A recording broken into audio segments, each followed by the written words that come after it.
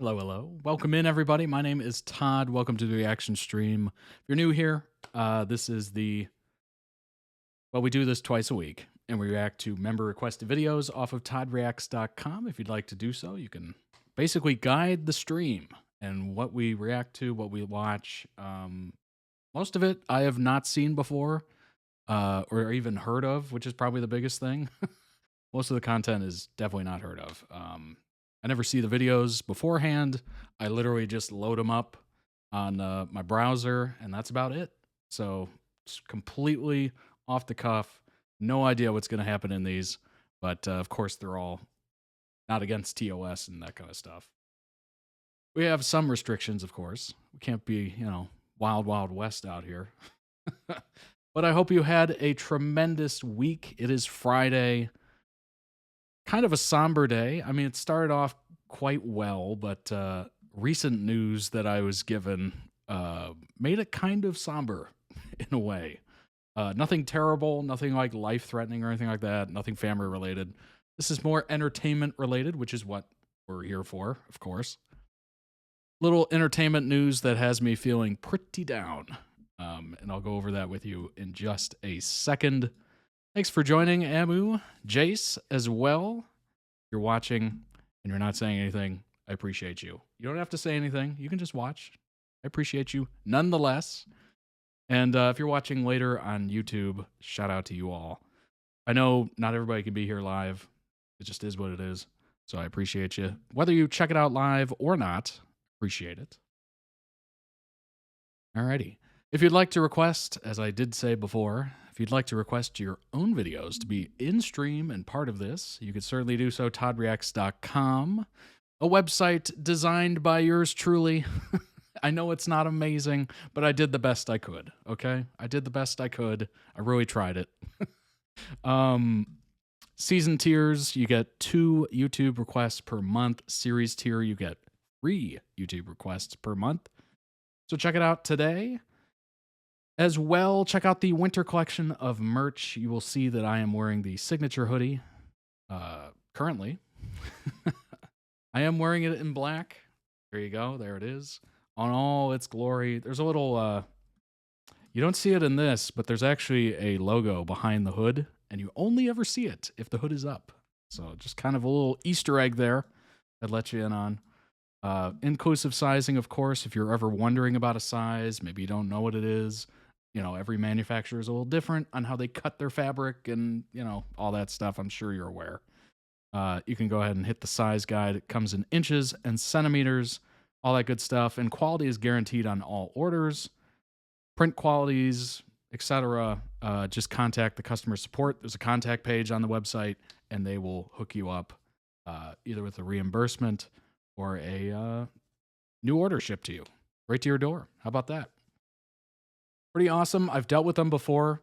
They're very nice. They're very cordial and everything. So very happy to point them out. Excuse me. Whoa. Lots of great color options here. I try to select as many colors as possible because I don't know exactly what colors you like to wear. So, hey, let's give you options. Let's give you all the options I can.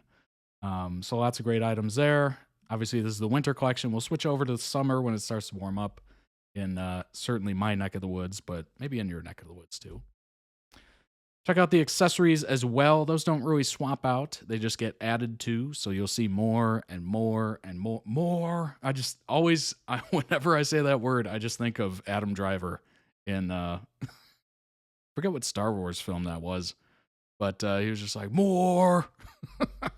Rocks Glass is rocking an energy drink. I need it. I was actually yawning not that long ago, so I definitely need it. And to combat that, of course, since it is Friday, we do have the Todd Reacts pint glass. Brand new, brand spanking new. Check it out. There is an adult beverage in there. Drink responsibly, of course. Don't drink it all. I mean, there you go. That's really responsible. But if you're going to do so responsibly and when you're the legal age, all that good stuff. Just making sure I'm saying all the disclaimers that I have to. I went with the mint insulated tumbler. You can go with whatever color you desire. I enjoy the mint. I think it looks minty fresh. So that's the one I went with. Obviously, there's many different colors there for you to choose from. I have an older iPhone. I have the 12. So I went with the older snap case for iPhone. This one goes all the way up to the 15 Pro Max. And then obviously these ones up here actually go up for the newer ones, the 16 Pro Max, etc. And the Samsung goes, I mean, there's literally I'll show you the list. It's unbelievable. There's literally a Samsung case for the S10 all the way down through the S24 Ultra, I think is the top of the line for Samsung. So you get your choice of glossy or matte. You'd like it to shine a little bit in the sunlight, or maybe you just like it to be one solid color, no matter what.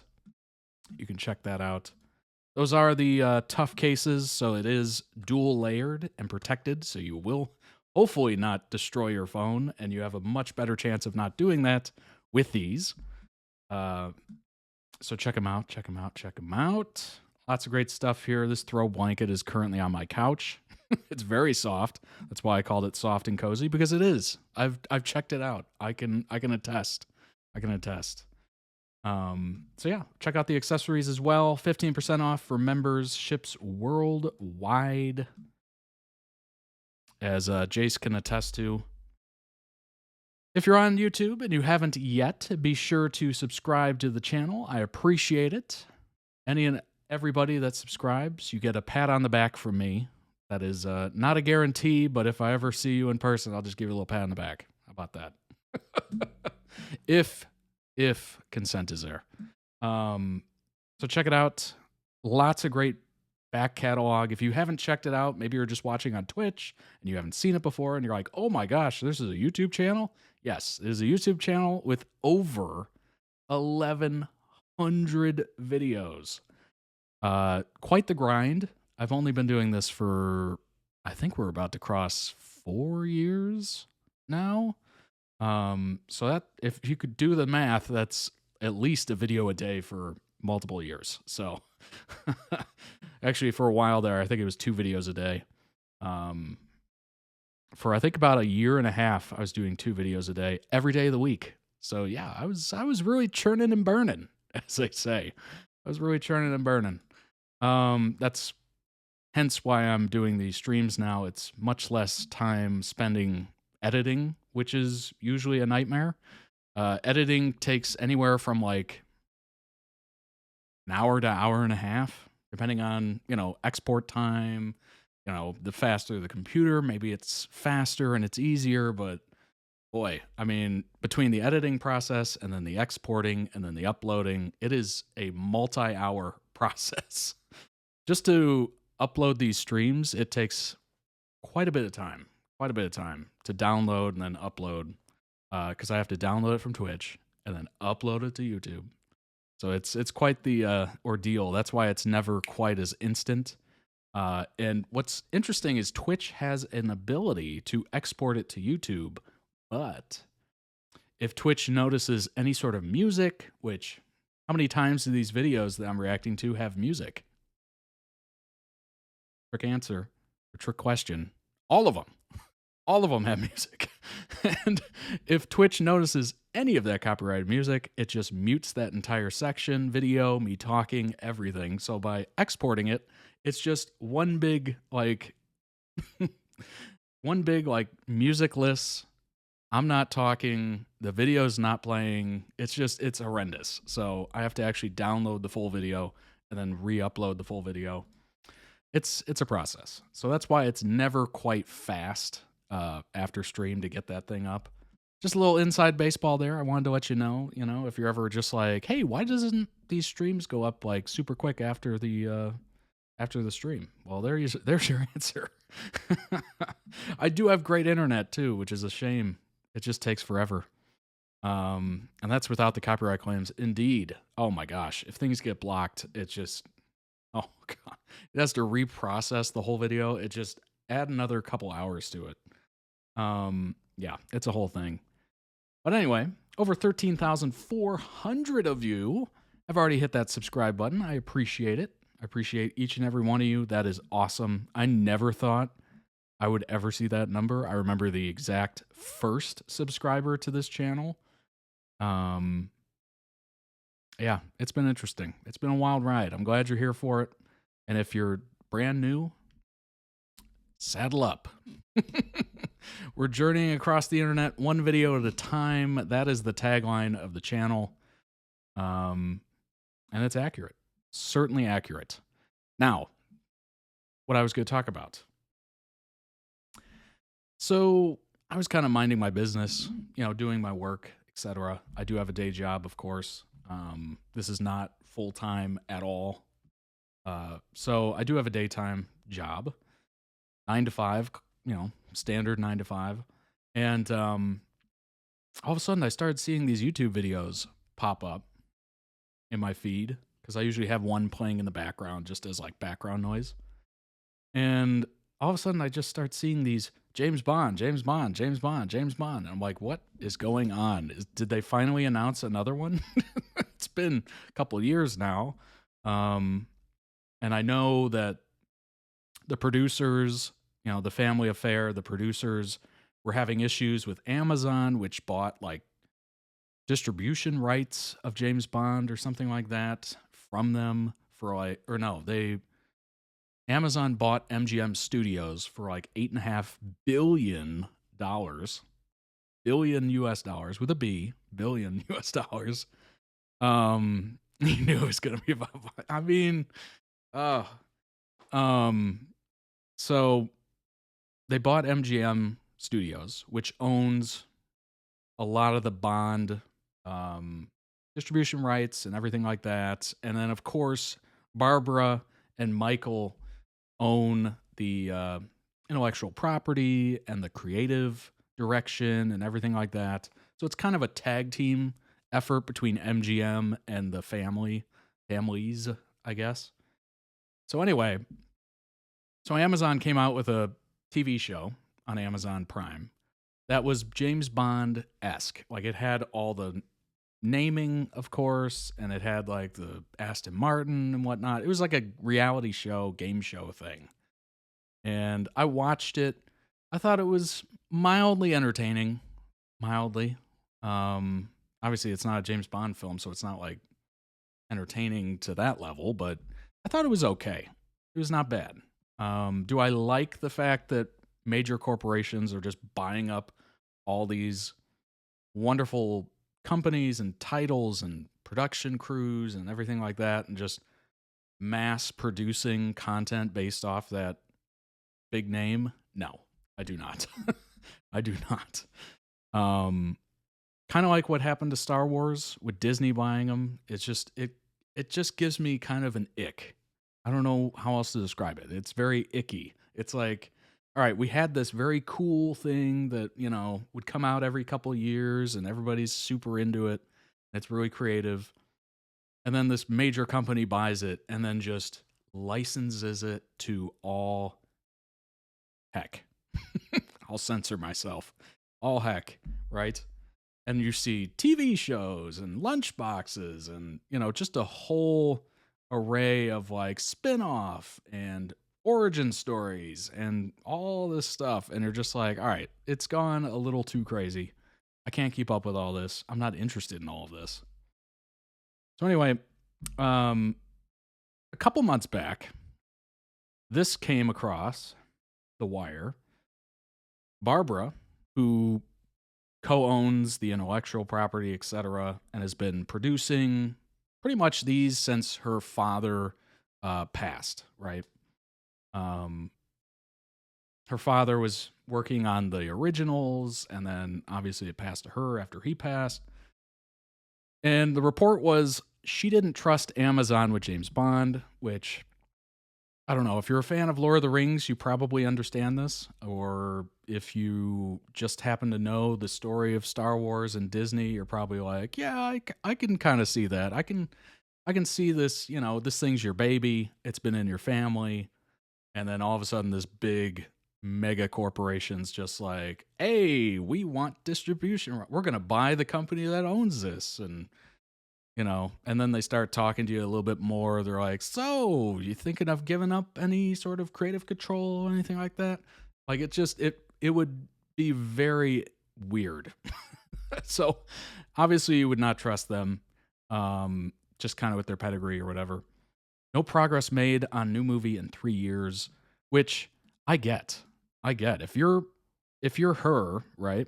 And you're negotiating with Amazon, who massive corporation, an American corporation. Obviously, James Bond is a massive, like, national British, like, James Bond was one of the first introductions I ever had to British entertainment, like, in my life.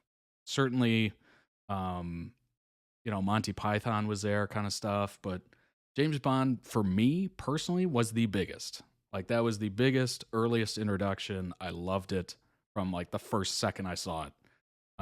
Just as a young kid, it had, like, everything that my brain was just absorbing. Like, oh my gosh, fast cars, gadgets, guns. Like, it spoke to my, American love of guns. Like, everything about it was just kind of like my fantasy. Like, oh my gosh, this has everything. I can't stop watching this. It's fantastic. He's got, like, these cheeky, one-liners that are perfect, and I'm always, later in life, I'm always like, oh, I should have said that. Why didn't I say that? That would have been such a good comeback. Meanwhile, James Bond was always on it. Always on it. Knew the perfect thing to say at the right moment, just to, whether it's sly or it's in your face or it's just, just some comment to wrap up a moment that was just perfect. There was just something about it that really spoke to me, and I've loved it ever since. And it's just kind of, I understand the hesitation here, because it's just like, all right, here comes this massive corporation that's trying to buy us out of our pride and joy, something that's been in their family. They love it. Lots of people love it. It's like this national thing as well. Like, there's a pride behind it. So I get the apprehension why it would take 3 years of negotiating and all that stuff. They bought their seat at the table, basically. Amazon said, we own this company. We want our say. And then they're just like, whoa, whoa, whoa, whoa, whoa, whoa, whoa. Whoa, this thing is our baby. We're taking it, That is a great name. That is a great last name, isn't it? So anyway, today, the news is this. Amazon MGM Studios to gain creative control of the James Bond franchise as the two producers there, Barbara and Michael, step away.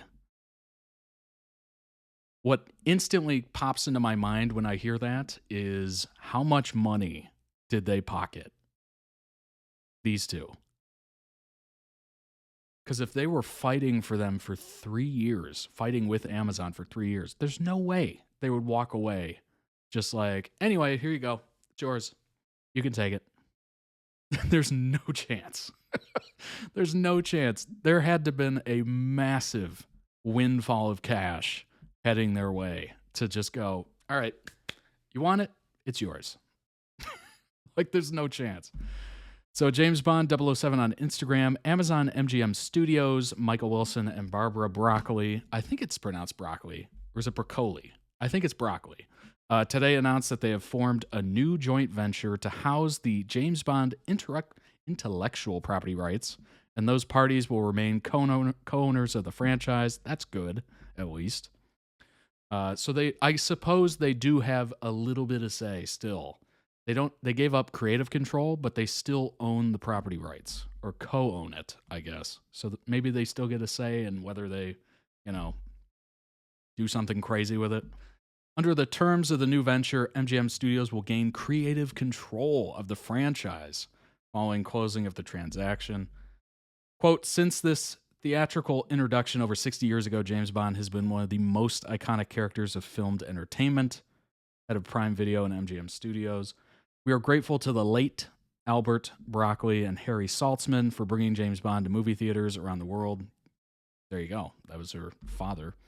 And to Michael Wilson and Barbara Broccoli for their unyielding dedication and their role in continuing the legacy of the franchise that is cherished by legions of fans worldwide. We are honored to continue this treasured heritage and look forward to ushering in the next phase of the legendary 007 for audiences around the world. The question is, what the heck are they going to do with this? I mean, they've already done a reality show, game show kind of thing. What's going to happen?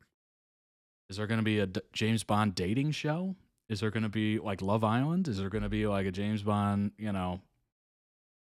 origin story TV show? Is there going to be like a Rings of Power, Lord of the Rings show? Like, how crazy are they going to get with this? That's the question. Are they going to stick to the movie every 2 years? Are they going to somehow figure out the production schedule a little bit better, and maybe it's one movie a year? Or are they just going to saturate the market with James Bond? And we're just going to be like, what is this? I don't want to watch this.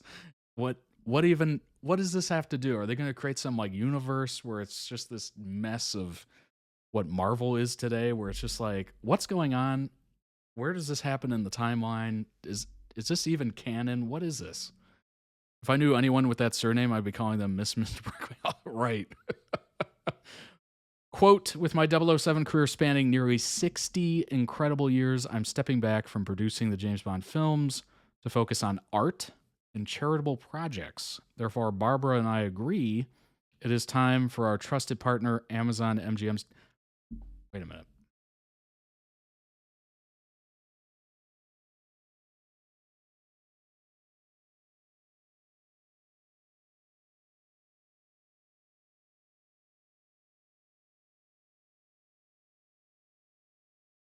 Trusted, huh? Trusted to lead James Bond in the future. Quote, my life has been dedicated to maintaining and building upon the extraordinary legacy that was handed to Michael and me by our father, producer Cubby Broccoli. Oh my gosh, what an interesting name, huh? Cubby, first name, last name Broccoli. I've had the honor of working closely with 4 of the tremendously talented actors who have played 007 and thousands of wonderful artists within the industry. With the conclusion of No Time to Die and Michael retiring from the films, I feel it's time to focus on my other projects. Yeah. Conclusion of No Time to Die. They literally killed the dude. That is unkillable. What is that? I don't want to go off into that rant again. If you want to see my rant on that horrendous ending to that film, you can watch that video. It's about 23 minutes long. I cut about 15 minutes of it. But that is just amazing. In 2022, Amazon acquired MGM, including a vast catalog with more than 4,000 films and 17,000 TV shows. Since the acquisition, Amazon's held the rights to distribute all the films, and as a result of this transaction, we'll have creative control over future productions. There you go. And that is the expression, is it not? That is my expression. Roger Moore. Trusted partner, gotta be polite. Indeed. My aunt's married name is Peach, so I'm always amused that that's such a great name. That is a wonderful name. Very fun. I don't know how they're going to come back after that. I don't know. I really don't. That really made me mad. It's clear the end of the franchise for longtime Bond fans. Well, to be fair, for me, a longtime Bond fan, the end of the franchise was Pierce Brosnan. Daniel Craig's Casino Royale was pretty good. I thought it was all right. After that, Skyfall was okay, and then it's just gone off a cliff for me. So really, Skyfall was the last Bond film I've found any enjoyment in. Make a lot of mediocre spin-offs and try to saturate the market to get people to stay subscribed to Prime. Yes. Yes. Consider buying more classic Bond Blu-rays when they're on sale. There you go.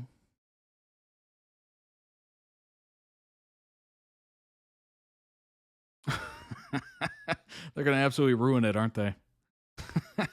James Bond managed to stay relevant for 50 years because it was controlled by a steady creative hand that wasn't just interested in short-term profits. With James Bond book IP going public domain in 2035, that's big. The IP is going public domain. Expect MGM to release a flood of mediocre James content, from TV shows to reality shows to everything else.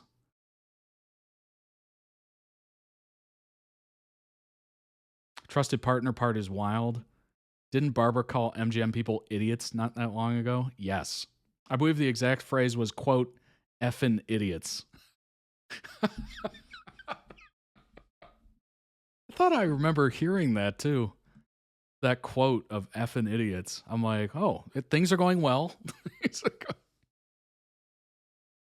Things are definitely going well. Worst Bond villain is now officially Jeff Bezos. That's funny. That's funny. Awful news. It's wild how tragically fitting the ending of No Time to Die is in hindsight. That is true. That is hilariously true. That is such an interesting... I hate the fact that Bond died, but I guess that was truly the death of Bond as we knew it. I have no faith. None. This is truly one of the worst things that could happen to something you enjoy is if some massive conglomerate comes in, buys it up. I saw a post. What are they called now on X? Post? I saw a post on X that was basically like, those Bond films felt like indie films that were made to be blockbusters. And I was just like, you know what? That is such an apt description of them. They do kind of feel indie in a way, but they do have, moderately good budgets, so they feel blockbuster. But in the grand scheme of things, truly they were kind of indie. Yes, they're put on and produced by, some pretty big hitters, and distributed by big hitters, but it honestly feels very indie, especially the older ones. Indeed. Yes, the older ones, definitely. There was like a charm to them, like almost like they were made by small name directors and stuff like that. Like it had that feeling of, most of the budget went into the gadgets in the car. And then everything else was just kind of thrown together kind of thing. Like it was definitely... Still call it Twitter tweets. Yeah. It's hard to change once you're used to that, certainly. The one positive I'm taking out of this is finality. The Broccoli films are now complete set, and they ended with a finale. That's actually kind of true. That almost makes me feel like they knew this thing was coming to an end, and they were eventually going to back out of it. They're getting older and whatnot. They've been in it for 60 years, so clearly they're old at this point. But yeah, something about it, I hate the ending, but also I guess it's kind of fitting in a way.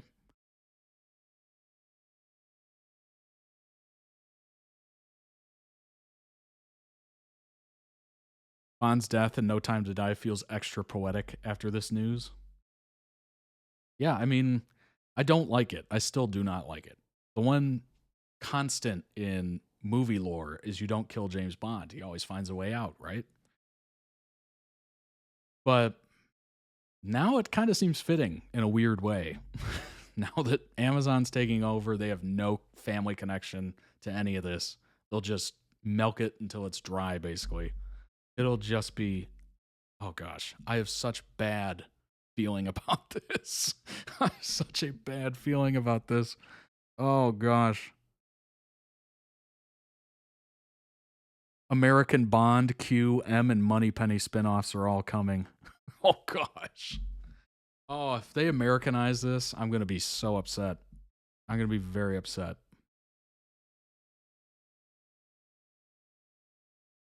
Imagine the origin stories. Come on, Eve. Stop playing with all those pennies. You've got homework to do.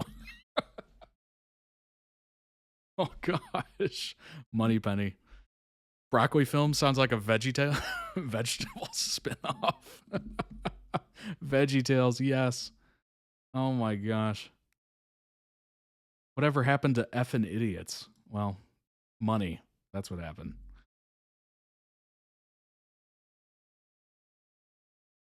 Oh my gosh. I am so upset by that. That has totally thrown off my day. I wasn't even planning on talking about this to begin stream. I literally just, I couldn't not. It's been in my mind. It's been everywhere on my feed. Like I couldn't. So, oh boy. Damn you, Jeff Bezos. And all your infinite cash. Oh gosh. Just buying and ruining things, and Disney buying and ruining things. Like, it's just, oh, I'm so over it. So over it. And honestly, some of the blame goes to the people selling out, taking the paycheck, taking the cut, and going, well, I got my money. I'm out of here. Like, part of that as well kind of gets to me. Anyway, let's move on. Oh, gosh. All right, so we're going to start stream with a study group video. And then we have a FirstKhaotung video.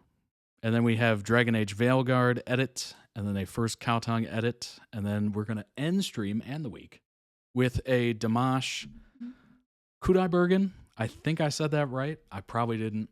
I apologize. You can correct me in the comments if you'd like. Edit. Well, I guess it's not an edit. It's performance. Musical performance. So yes. Looking forward to it. These are all member-requested videos off toddreacts.com, of course. You can request some as well. Just check out the website. Ruining things seems to be rich people's hobby. Yes. I mean, oh gosh. We were sold such a bill of lies with, Jeff Bezos really loves Lord of the Rings, so it's going to turn out great.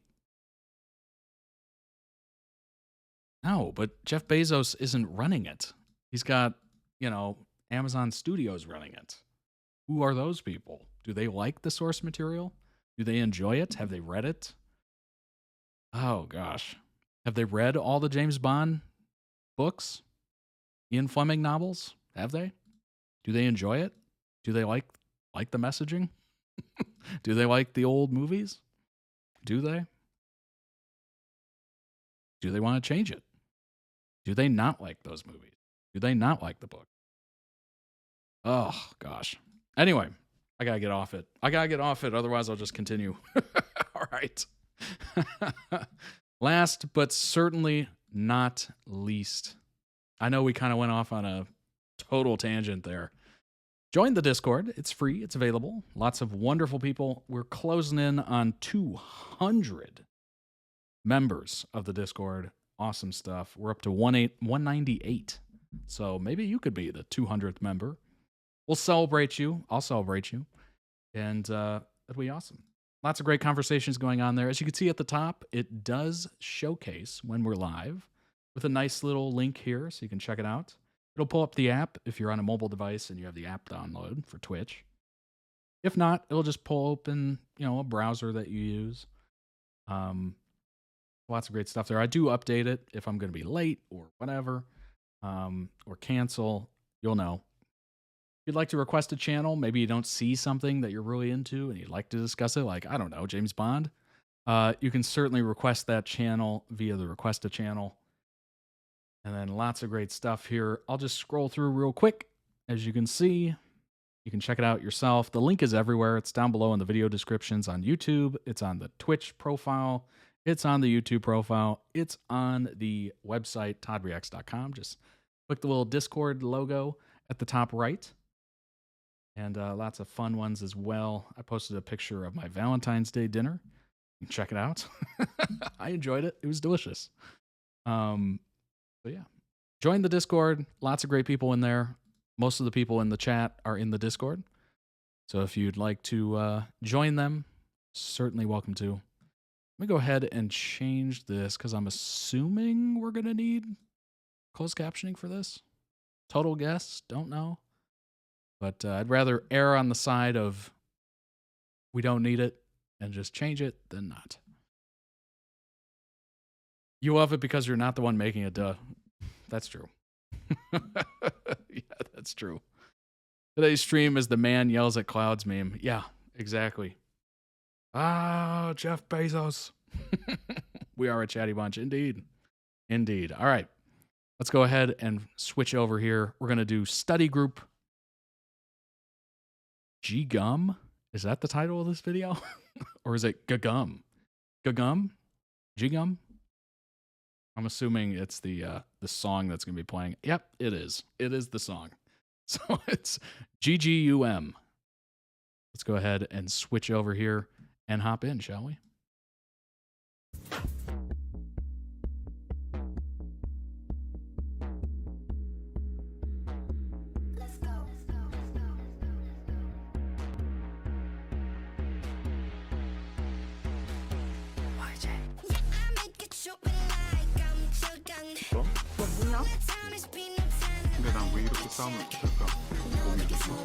Okay. I was like, what's happening here? Hold on, let's restart this with the closed captioning on so I know what the heck's being said. Okay.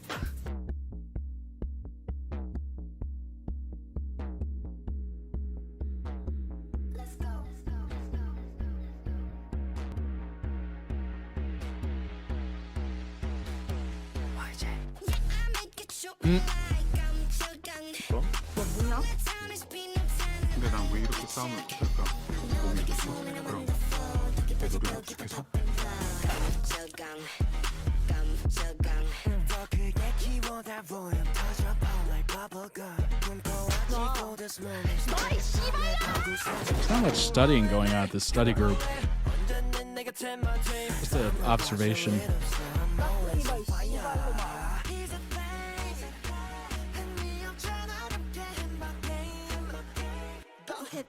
It's more like Fight Club.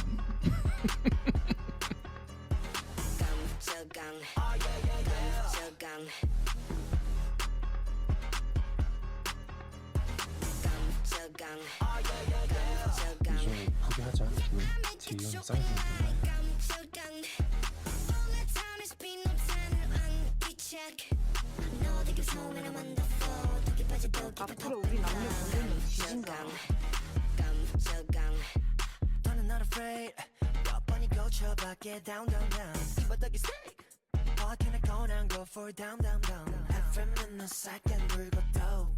A little bit of a different study group. Yeah, I'd say so.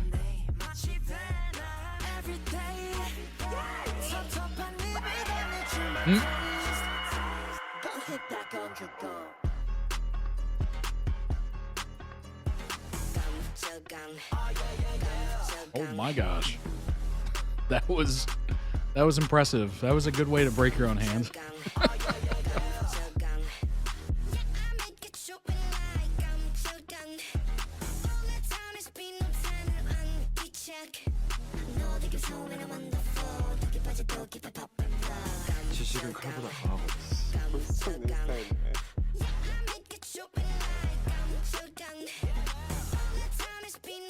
This is the most insane,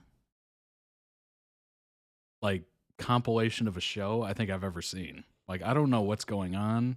I know they're in school. I know they're in some group together. And it is just a whole bunch of fighting and melees and just brutality. And somehow gum is involved. Like, there seems to be a lot of gum in these scenes.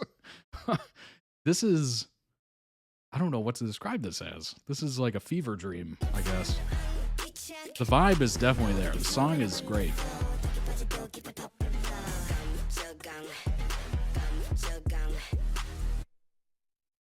What the heck? I'm so glad. I'm so glad we do this the way that we do this with the information after the video, because I am so lost. You know what this kind of reminds me of? I saw a movie.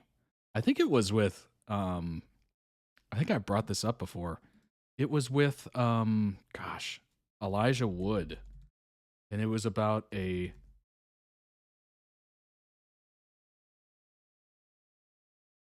was like a fighting movie, Green Street Hooligans.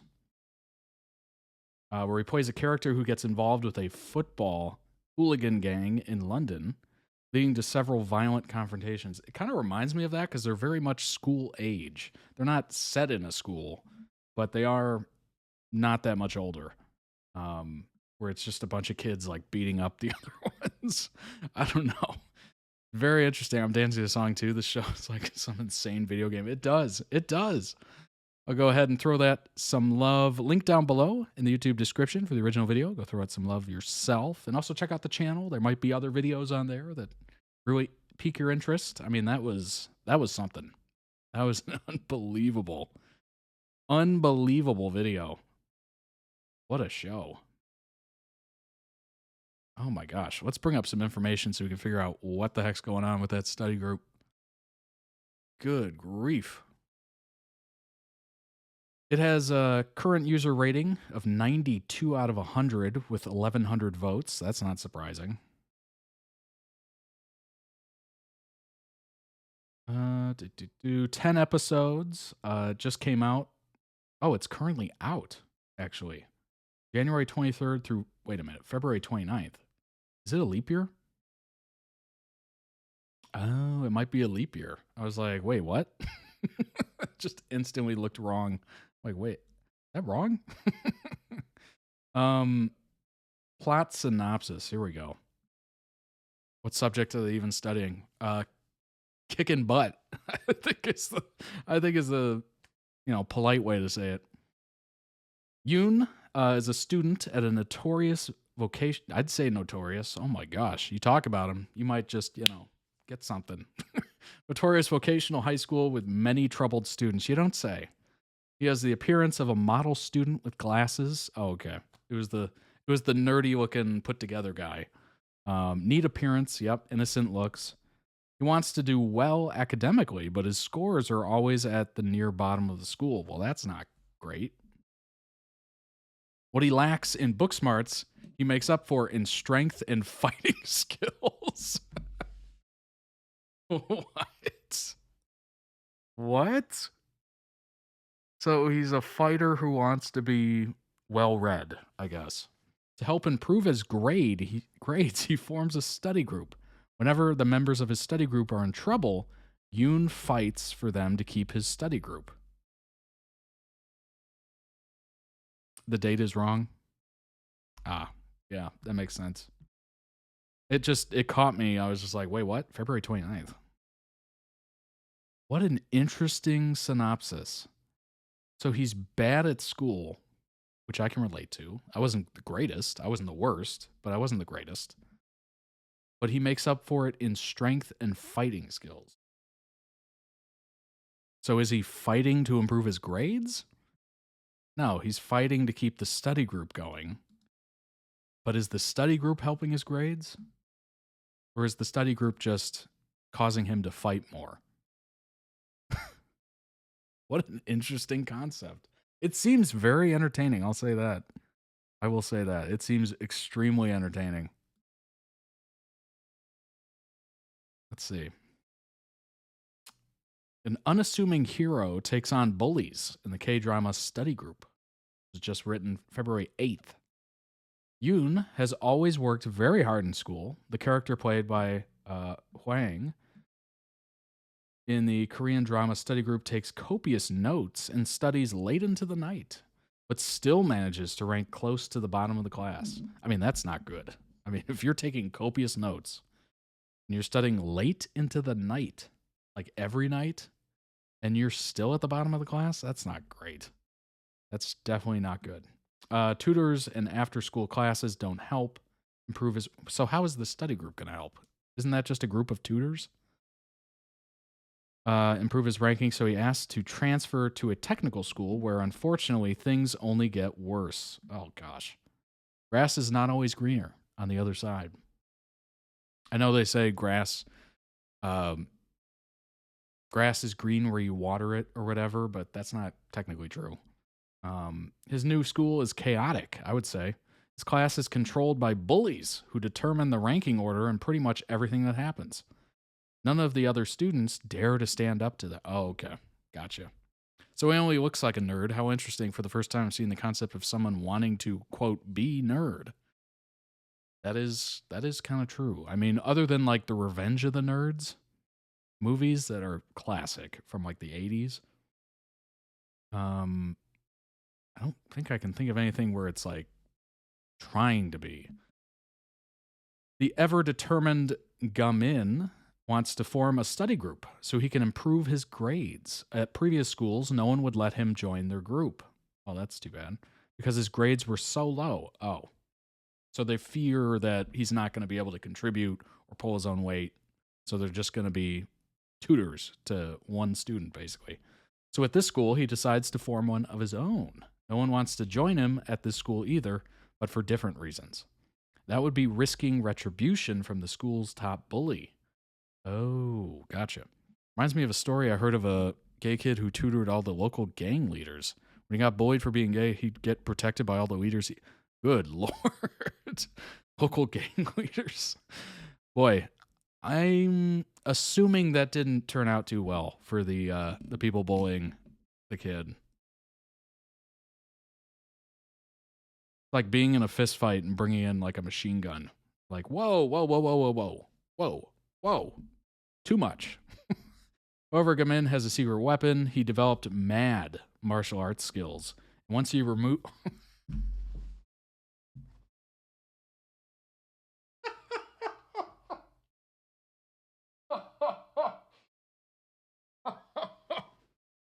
Once he removes his glasses, bullies had better run. Once he removes them, you know, he's going to open that can. When he starts defending other students from the classroom thugs, he has more success persuading them to join his study group. There you go. But his fighting skills ultimately help dismantle the in-class bullying system and possibly change the less than stellar attitude of the students at the entire school. Gamin is certainly tenacious enough, so he's going to fight his way to the top and allow people into the study group, basically. But is that going to help his grades? If tutors didn't help, how is that going to help? That's the question. The magic glasses, it's the Clark Kent. It's the Superman. As soon as he takes the glasses off, he's going to punch you through a wall, basically. Can't have them breaking. Absolutely not. It's the she's all that moment. Yes. Superman, she's all that. Oh, it's classic. Like, ew, what a hideously unattractive. Oh my God, did you see that bombshell? What the heck? That movie is so funny. Oh my gosh. It reminds me of I really liked the parody of that movie. It's Not Another Teen Movie. Oh, it was so good. So good. Also gains an ally in the idealistic new teacher and his former tutor, who obviously didn't help him. Huang, a former member of the K-pop groups. Oh, okay. Previously appeared in My Lovely Liar and Alchemy of Souls. This drama also stars Lee Jong-yoon, Duty After School. Very interesting. Kind of cool. I like the fact, you know what? I've never really seen anything quite like this. So I like it for that, right? That's the biggest thing, is just originality in some aspect. As long as it's at least a little bit original, I'm into it. Study group is gaining popularity not only in Korea, but also abroad. The sparkling enthusiasm of the newcomers of character attachment is drawing attention not only to domestic, but also to overseas performances. First of all, in Korea, with the release of the second week, it ranked number 1 in the number of new paid subscribers during the TVing week, increasing the buzz. Within a week of its release, the global OTT platform Rakuten Viki has become a hot topic in 143 countries. Wow. Including major countries such as the US, Brazil, UK, France, India, and the UAE. Above all, Viki's rating is the highest with 9.8 points out of 10. The point of this drama is a sound mindset that contrasts perfectly with strong action. Yoongamin is the is an original character that only Huang can pull off. The most pleasant underdog rebellion you can expect from K-drama. Yeah, that is definitely it. It is an underdog story, which a lot of people, attach themselves to. It's always interesting to see an underdog story. It's nice to cheer on the little guy, right? The original TV and study group showing true value of Munchkin High School action movies over and over again. Exhilarating action, I would say so, just from what we saw, which bursts at every moment of crisis, maximize the genre's pleasure, raising the audience's dopamine to the fullest. What is this review? Drawing a positive response. That was one sentence away from saying the audience is completely turned on from this. Meanwhile, the behind-the-scenes cut of the released chemistry and passion adds warmth. Where is this going? Well received for completely unraveling his study fanatic, clear-eyed maniac moments, and heavy breath hidden power. Charm that unseals his power by taking the mound like a hero at every moment of crisis. What is going on right now? The action instinct hidden in a gentle face is the best thing to watch, doubling catharsis. His eyes are quite serious, as if he did not want to join the opponent's actor and miss even the smallest details before digesting the high-level action scene. Is this reviewer paid by the word? I think so, actually. I definitely think so. Oh my gosh. Delicate acting.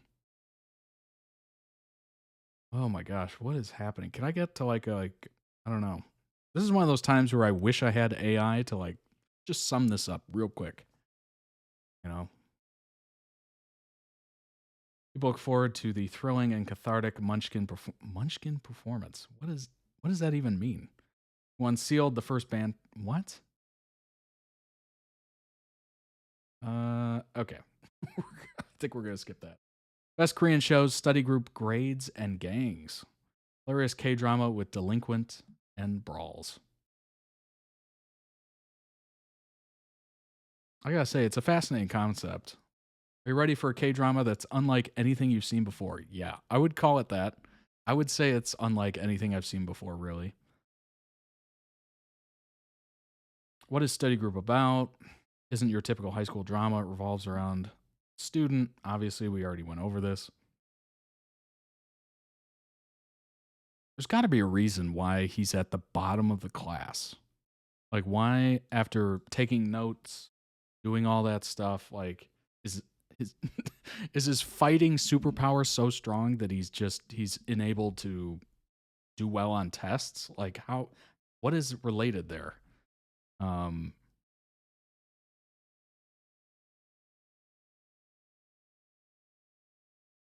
Student who wants to be good at studying and is actually only good at fighting. Well, there you go. What a weird concept. I want to be good at cooking, but unfortunately, I'm only good at driving. So I'm just going to become an Uber driver.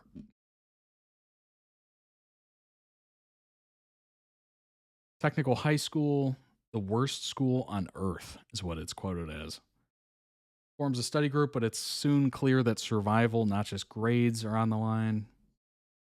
Talented cast. All right, here we go. Miss Lee is a temporary teacher. She becomes the steadfast support system for the study group, offering guidance and encouragement. That's good. Believes in her students. Han Wool is a model student, second year, intelligent, disciplined, respected by his peers, brings a quiet strength and integrity. Kim is Ga-min's classmate and a key member of the study group, joins in his quest to improve academically and navigate the challenges of the high school. Lee is a first-year student, Yoon-woo's elder sister. She adds her intellect and dedication to the study group and is also there to support her friends. I mean, some of these are not very descriptive. It's like, add support. So is she kicking butt or not? Come on. We need to know. How good a fighter is she? There's a webtoon adaptation. That's awesome. Did you know that the study group is based on a popular webtoon? The original study group is written and illustrated. The webtoon has gained a massive following for its unique blend of action, comedy, and coming of age themes. The K drama stays true to the source material while adding its own cinematic flair, of course. That makes sense.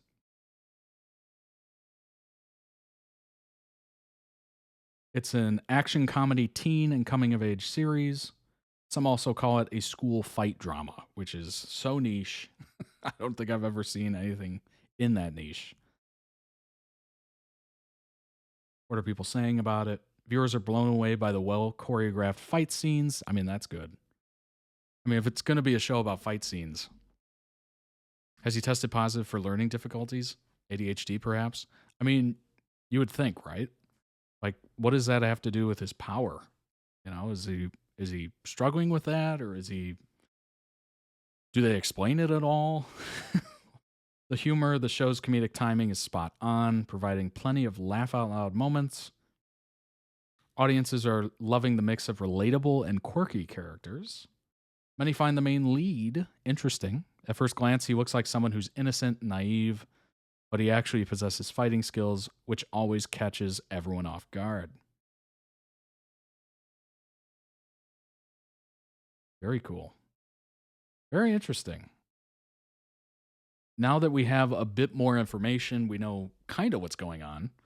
I would say that looks like an interesting watch. I would definitely check that out. If you're into like coming of age, teen related content, I think this one would be fascinating. People might think I'm overreacting, but hopefully there aren't any causes for that, as they should know how awesome this series is. Refreshing take, there you go, on high school drama genre, blending themes of education, friendship, and perseverance. And a heck of a lot of butt kicking. The plot is so effing good. Well, there you go.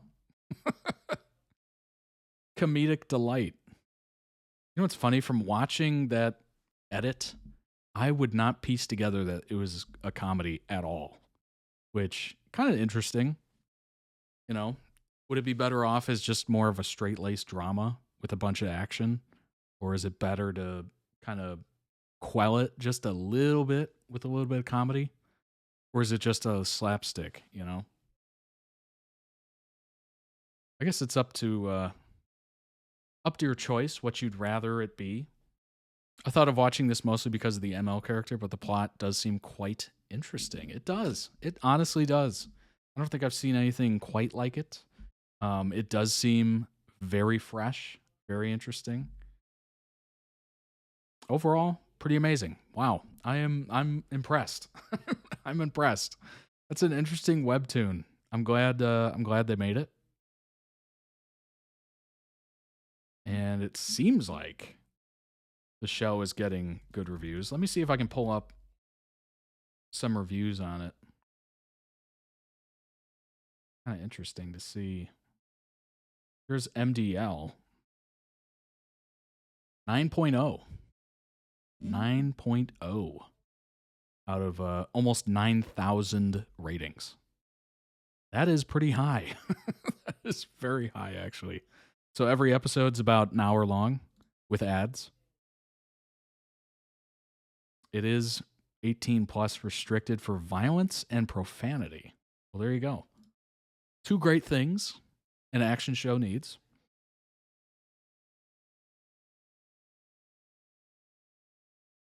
Very interesting. I'm interested to see some of the reviews here. Something I've always taken joy in seeing. I try to look for the ones that are kind of in the middle. Perfect tens. I honestly don't believe them. I know you might be really into something, and I'm into a lot of things, but I would never rate anything perfect 10. But try to find stuff that's more balanced. Here you go. 7.5, 7, 8.5 acting, 7 music, rewatch value, 6.5. Super fun watch. When you watch this show, you need to start it with one thought. This is a slapstick. Oh, it's slapstick. sort of action comedy. I did not put that together. I did not realize this would be a slapstick. I thought it was serious as heck.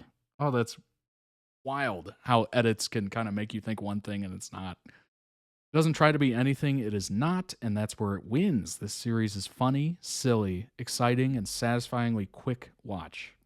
When I started this, I didn't think I'd like it that much, but I ended up binging it until 4 a.m. That's a heck of a night right there. That's awesome. Goodman is a very interesting and likable protagonist, pulling a double Uno reverse. He looks like a nerd, but is actually a big dummy. And then actually, he's like unrealistically strong. Strong body houses a strong mind indeed. Story is nothing new or overcomplicated. Writing isn't anything fantastic, but it's fun. There you go. Love the opening music as well. I'd recommend if you're looking for something lighthearted and fun. There you go. High school done right. This drama is for kids. Excuse me? I'm not trying to be rude. I genuinely think it was made for kids, teens. Kind of like a PSA for students in Korea. Really? Every problem in it was a non-issue. So this person's probably saying it didn't go far enough, basically. I get it. I mean, they're not trying to go too crazy with it. But yeah, this seems like a pretty good review. Binge watched it. Highly entertaining. Just kind of turn your brain off. Enjoy. That kind of stuff. It seems like heightened style where it's like from a webtoon. Yeah. Like it doesn't try to act like the concept it is at all realistic. Scott Pilgrim. Yes. Scott Pilgrim. Very accurate description. With like the pencils breaking in half and like going towards the camera in slow motion. Like it definitely reminds me of Scott Pilgrim for sure. That is a great thing to bring up. Yeah, definitely reminds me of Scott Pilgrim, which was a great movie. I enjoyed that movie quite a bit. I haven't seen it in a while. But yeah, as far as I'm concerned, this seems like a go. So if you're, you've been thinking about watching it or whatever, I would definitely check out Study Group. It seems very fascinating. I did not think it was that like a comedy, like a slapstick comedy, action comedy, but apparently it is. So my impression was completely off, which is just, it almost is the case. Like, depending on the editor, what they're trying to get across, the scenes they select, etc. It can always be so radically different. So it's kind of fascinating to watch these edits and compilations because you're like, oh, it seems like this. And then you read about it and you're like, I was completely way off.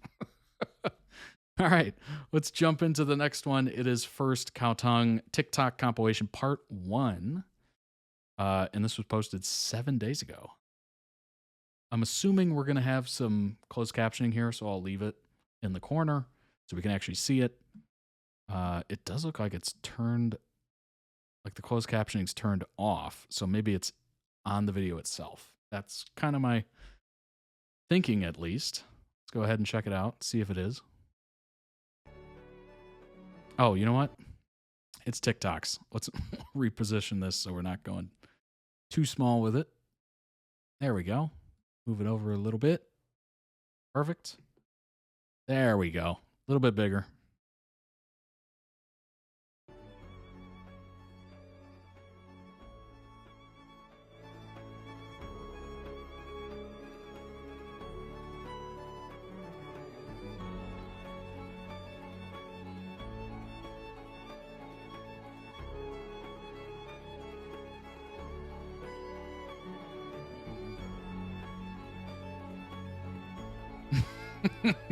Indeed. It's not even an interview. That's the crazy part.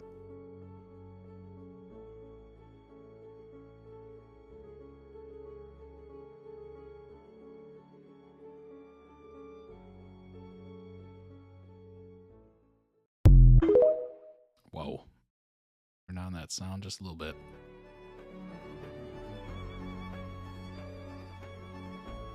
All right, we're getting the emotions out of the way here. Sadness. It's one of these boys aren't constantly dehydrated.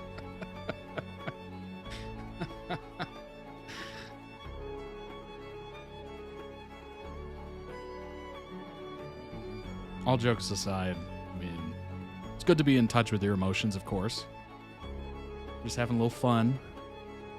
Cow crying scenes are always so good.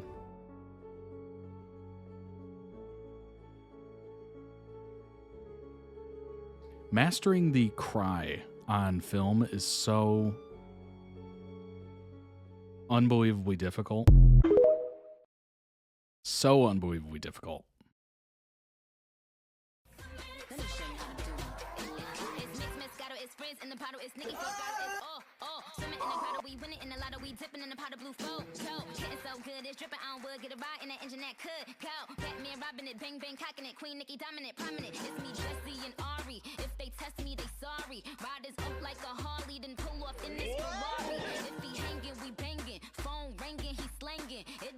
That's one part of acting I don't think I would ever be able to do very well.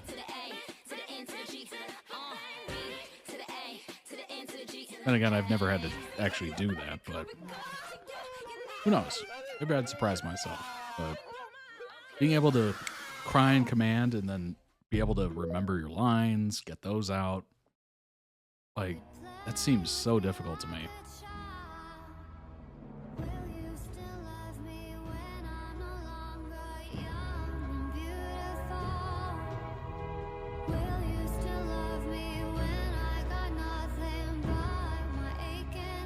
What a great song.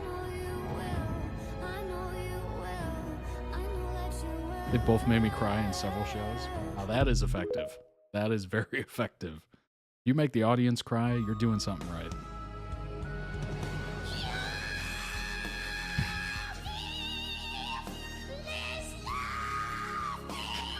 Oh my God.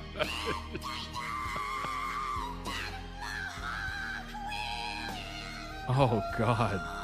This song is cursed. Oh my gosh. I literally just talked about Titanic, what, 2 streams ago?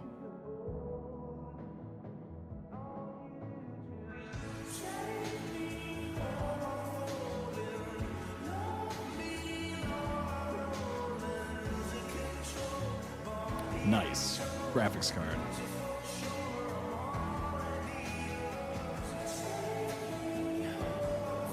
I'm not a PC person, but I can appreciate it. I can appreciate it.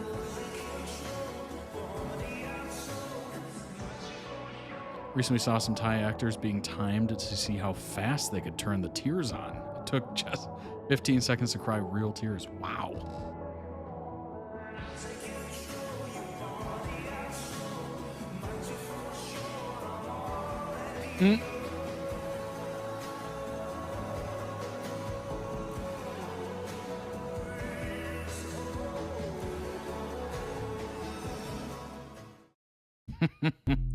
That's pretty awesome. If you're sharing a glove because you don't have both, it's very sweet.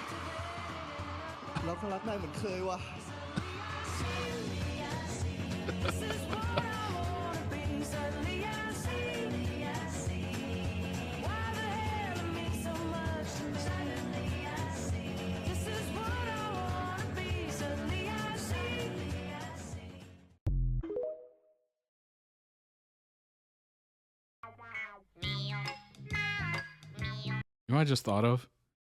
Put yourself in their situation and imagine if you were in a relationship, right? Just imagine if you were ever in a relationship. Just imagine if you were in a relationship and people are putting together edits of moments of your relationship and making it like super romantic and everything like that. I don't know how I would think about it. I'd be like,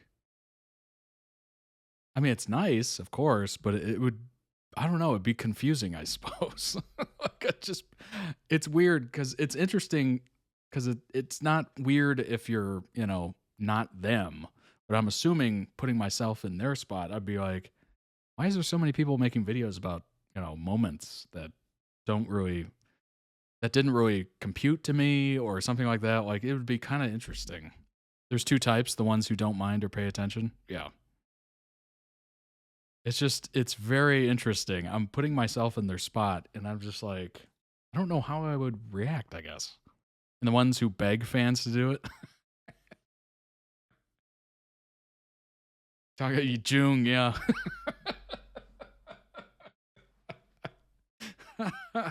The fan fiction.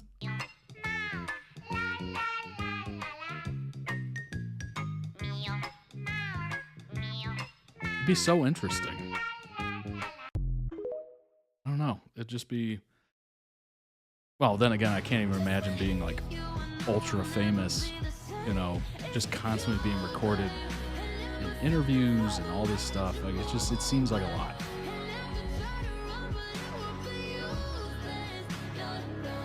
And this is coming from a person who has hundreds of hours of myself recorded on the internet at this point.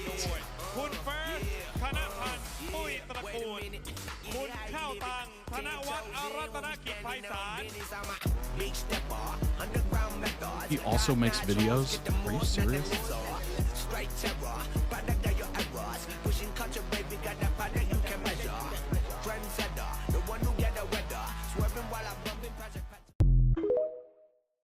That is unbelievable.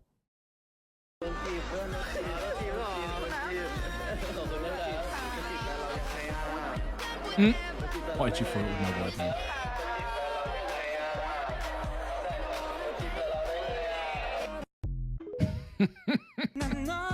Immediately called out to your face. He's branching out.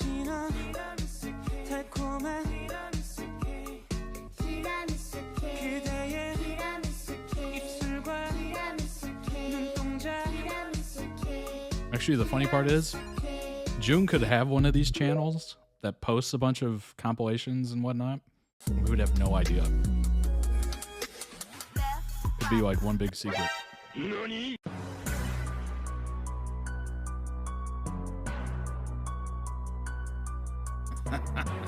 That would be interesting. That would be entertaining for sure.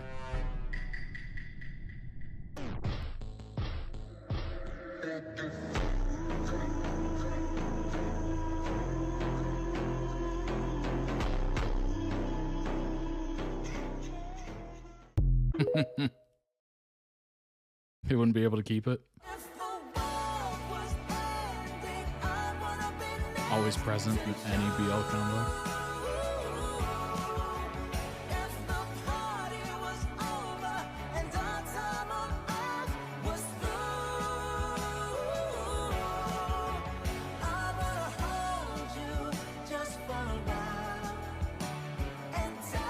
He gets overly emotional.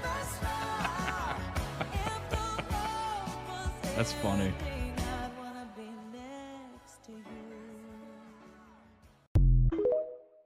That's amazing.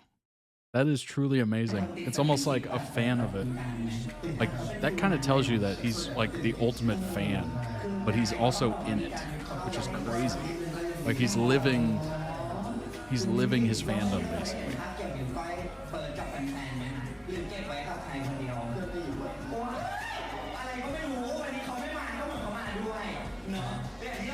It doesn't always happen, but when it does, it's beautiful.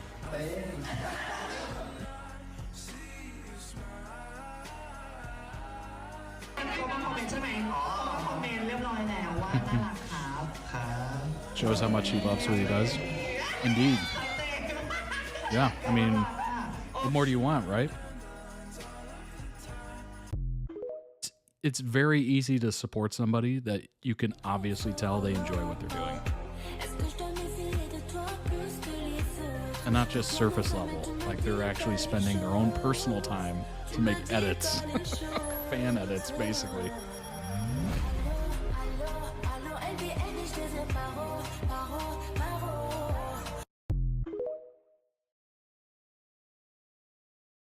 ไปสวีทกับข้าวตังเหรออุ้ยมีคนถามนะ นายหมอนั่น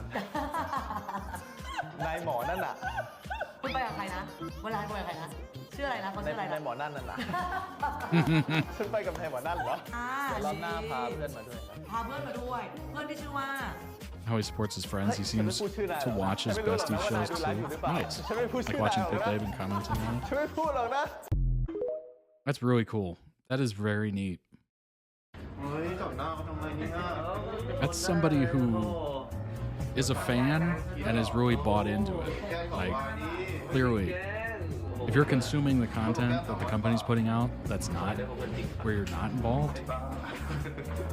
It's pretty impressive.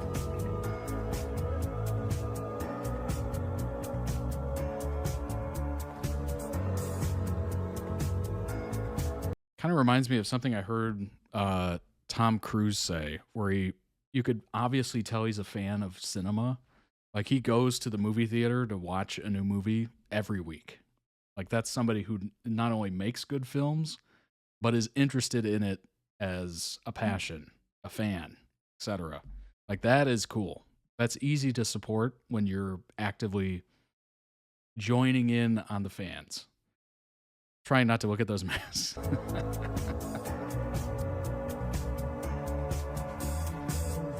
I mean, what more do you want me to say about these two? They're adorable, okay? It's pretty impressive. Number one, they're very in touch with their emotions.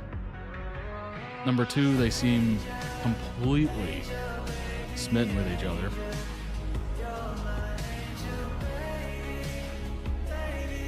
Clearly love to make each other laugh.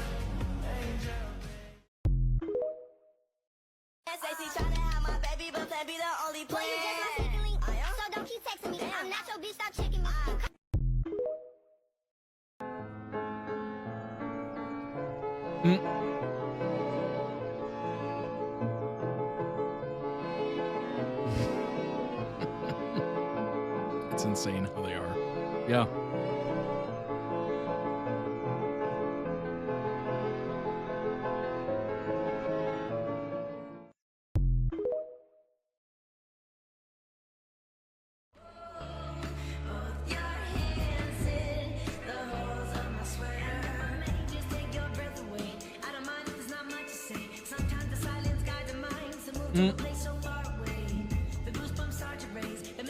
Cal playing Bison, the assassin, but still being adorable. That's yes. Nice.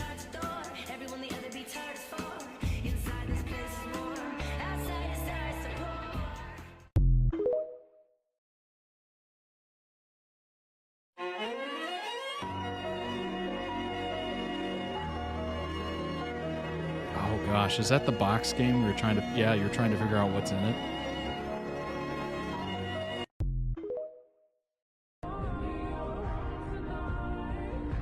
Oh gosh, here we go. Waterworks.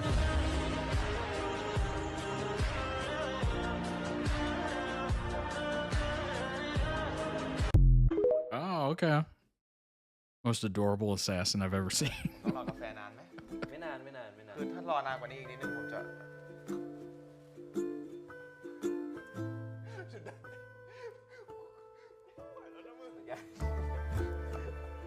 The FirstKhaotung staple. Yeah, indeed.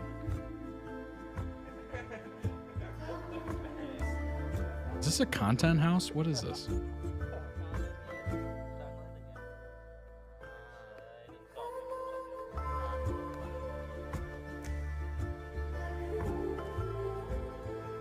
Oh my gosh, the sponsorship pillows. That's so funny. The sponsor pillows. Safe House? Oh, was that the show they were on? Oh, okay.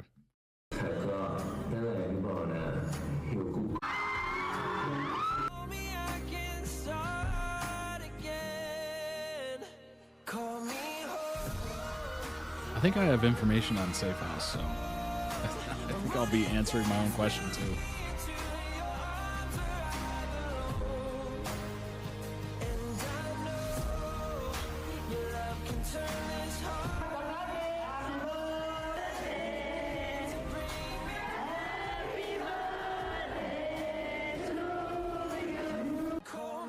I could totally go for a cake right now. It might seem random, but I haven't had cake in a while.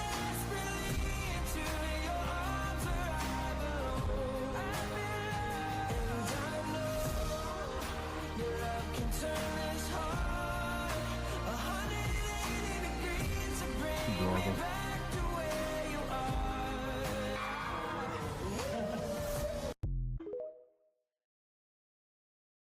Pretty sure I just closed what I needed. Let me find that again.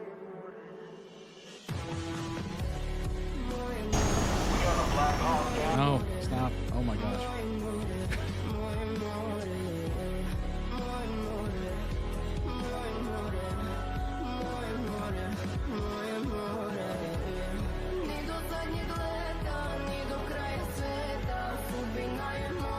I gotta say, crying does boost the performance just a little bit. Just a little bit. Like, it means a little bit more. If you're crying over a performance, that's pretty good. Safe House got canceled over some issues, one of which involved First, but was not his fault in any way. Interesting. I have dark chocolate gelato. Ooh. The dentist accidentally dislocated my jaw, so I earned it. Oh my gosh. Good grief. If you feel any pain, let me know, is what they usually say, right? Yeah, that's a little pain. Good Lord. Sorry that happened.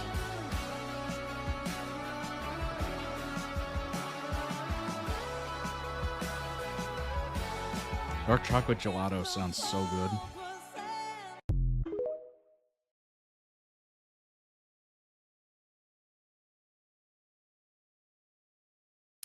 Excellent, excellent, excellent. Starting off with the crying just seems so perfect, on point, you know? Obviously, they're very good at crying scenes. I definitely couldn't do that. So I appreciate any actor that can pull that off well. Because I'm sure we've seen actors try to cry and it just looks bad. But they looked good. They looked good doing it. I always go back to that Kim Kardashian crying meme of just her ugly cry. And it's just, if you don't cry like that, chances are you're going to be good. Let me go ahead and throw that some link down below. This link down below in the YouTube description. There we go. For the original video link, we'll throw out some love of your own. And also check out the channel. There's literally 2 subscribers to this channel. And this only has 122 views. So go ahead and check it out. Throw it a like. Let's help it in the algorithm and all that good stuff. Would you prefer, I guess, you know what? Let me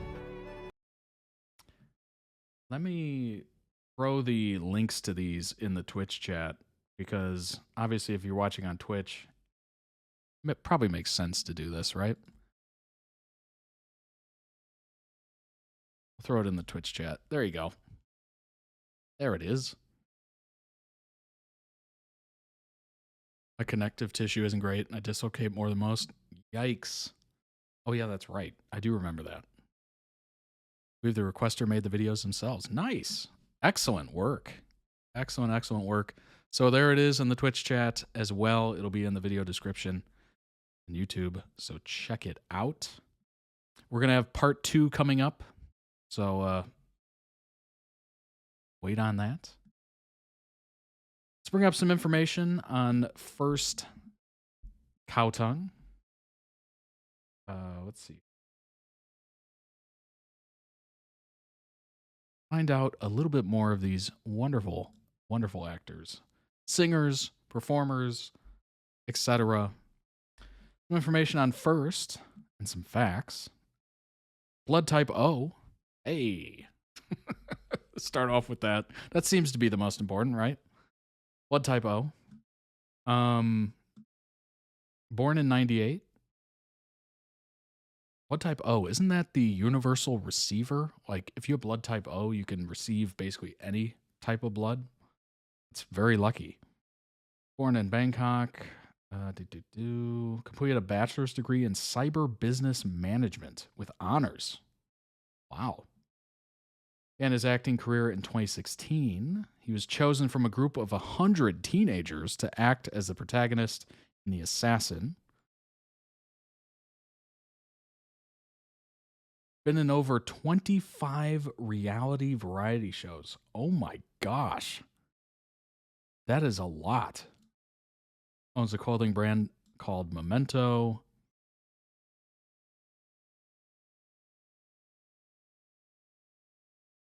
Ocean's Love Thailand 2025. The Heart Killers last year. Only Friends. Our Sky 2. Moonlight Chicken. I'm remembering these. Cat for Cash. To be announced.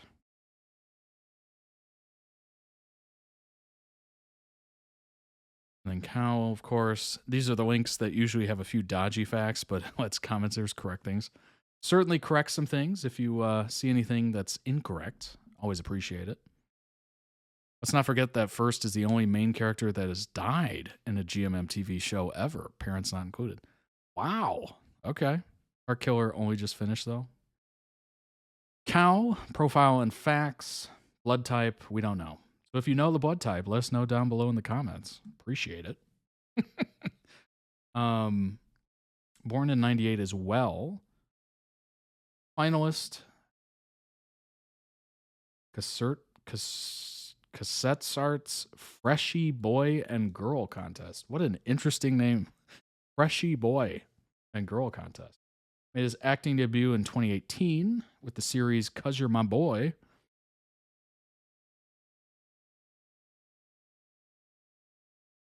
Has his own brand of bags and clothes called Affleur. I think I'm saying that right. Maybe. Affleur? Let's see. Cat for Cash as well, of course. The Heart Killers, etc. Our lives won't be complete until we know his blood type. Yes, if you know his blood type. And if you don't know, ask his parents. Also, I noticed they didn't put shoe size in there as well. If we could figure that out, get to work, internet.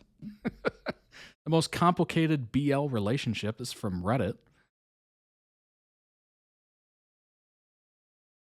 First cow, first go in, pod cow, pod go in relationship is so complicated. First, it was pod cow in, I can't even begin to pronounce this. In Not Me, then they basically just switched partners. So now it's Pod Go In and DBK and First Cow in the Eclipse. And it's still First Cow and Heart Killers. Then again, First has kissed so many BL actors. He's kicked. He's kicked so many. He's kissed Mix, Mark P, Gawin, and Qhaotung. Why are we keeping receipts like this? Why are we putting the business out here? Come on now. It's too many. It's too much. Putting receipts out like crazy. Boy, this is a bit hot. This is a bit spicy. First has actually kissed the most boys in GMMTV. There was a list made on Tumblr. Oh my gosh. The kissing multiverse? What? This is so detailed you should post it as a thread. Oh Lord, do I risk it? Hold on. Let me pull it up separately. I want to be safe here. Oh my gosh. That's crazy. This is an insane post. Whoa. All right. See if I can bring this up. Oh my gosh.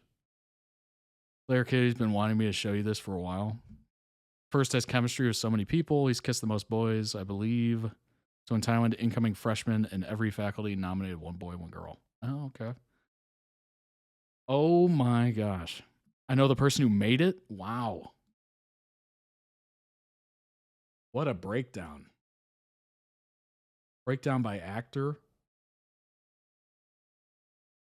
Oh my gosh. There's First. Oh yeah. 1, 2, 3, 4, 5, 6, 7, 8. 92% of kissing pairs do not repeat. Wow. That seems high, I guess. 13 pairs that appear in more than one show. 10 of 13 repeating pairs are same gender pairs. 60% mixed gender kissing pairs, 39% same gender. Get out of here, Tumblr. Leave me alone. Wow. The average number of kissing pairs per show is 2.4. That seems like a decent amount. Shows with the most, only Friends. That makes sense. Wasn't there like 5 pairs in there or something? 16 different pairs? That's crazy. That is crazy. It's not currently up to date, though, apparently. Oh my gosh. It's all just in one company. Only Friends really boosted first numbers. Actually, these two make the most sense. Only Friends and Friendzone. That definitely makes the most sense. Just from the name alone. We hit 9 kissing pairs in episode 9, 10 in episode 10, 11 in episode 11. Oh my gosh, it just went up. Up and up and up and up. You get a kiss, and you get a kiss. You all get kisses. That's obviously the Oprah Winfrey meme. You get a car, and you get a car. 50% of the actors in the sample have only had one kissing partner. Wow. Oh my gosh. Rankings here. That's so funny. This is such an interesting post. Holy crap. JoJo, of course, it's always JoJo. One actor, Mond, has never had an on-screen same-sex kiss before Only Friends. Wow. Wow. I love the data. That is unbelievable. That is quite the post. Good grief. We listen and we don't judge. Let's see. ทุกครั้งที่บอกว่าอยากกลับบ้าน Every time I said I wanted to go จะไม่อยากกลับ home, บ้า I นหรอก didn't want to actually. We listen we don't judge We listen we judge We listen we don't judge เอา we judge ดอเล่นไง โอเคทุกครั้งที่มิกบ่นว่าทำบ้านรกอ่ะจริงๆแล้วฉันเก็บแล้ว ขอเถียงไม่เอาสู้เราเล่นWe listen we don't judge ก็ได้ ครับผมแต่ก็เก็บช่วยเก็บครับผมมิกฉันก็ช่วยเก็บทุกครั้งที่ฉันบอกว่าตื่นแล้วจริงๆฉันยังไม่ตื่นแล้วนอนต่อ ยังไม่ตื่น We listen we don't judge ทุกครั้งที่ฉันบอกว่าเก็บบ้านแล้วอ่ะจริงๆแล้วฉันแค่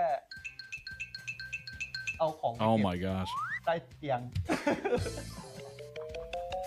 ปกไว้ ห้องส่วนตัวไง That's not a link I gave you? Really? Where did I get this link from? That's a good question. Something's gotten lost. I don't know where I got that link from. Interesting.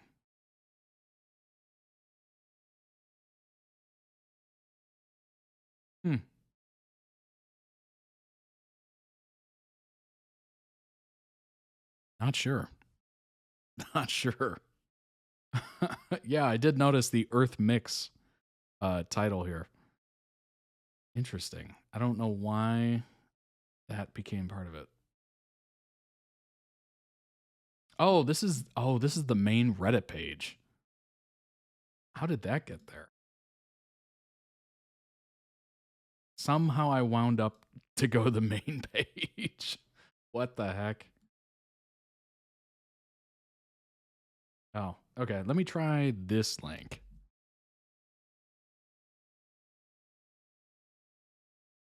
Here we go.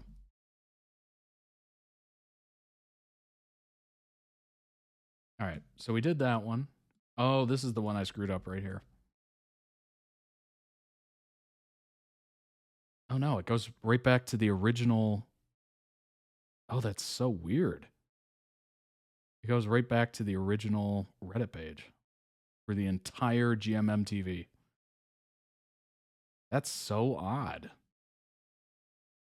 Weird. Did you hit backspace? No, I used the direct link. Apparently it's not.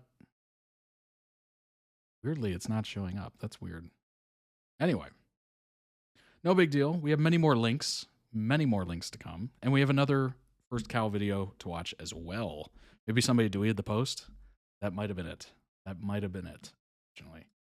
But that's okay. We got 4 more links for those 2, and we will watch it right after this Dragon Age edit.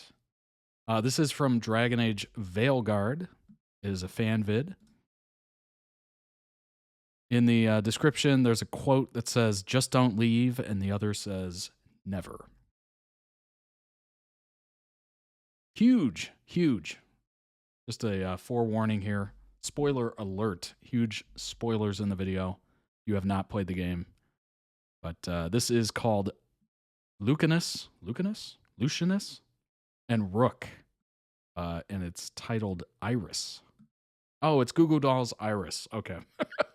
I was like, what is Iris? And then I scroll down. It's the song Iris by Goo Goo Dolls. Don't want the world to see me because I don't think that they'd understand, etc., etc. Well, let's go ahead and bring this up so you can see it.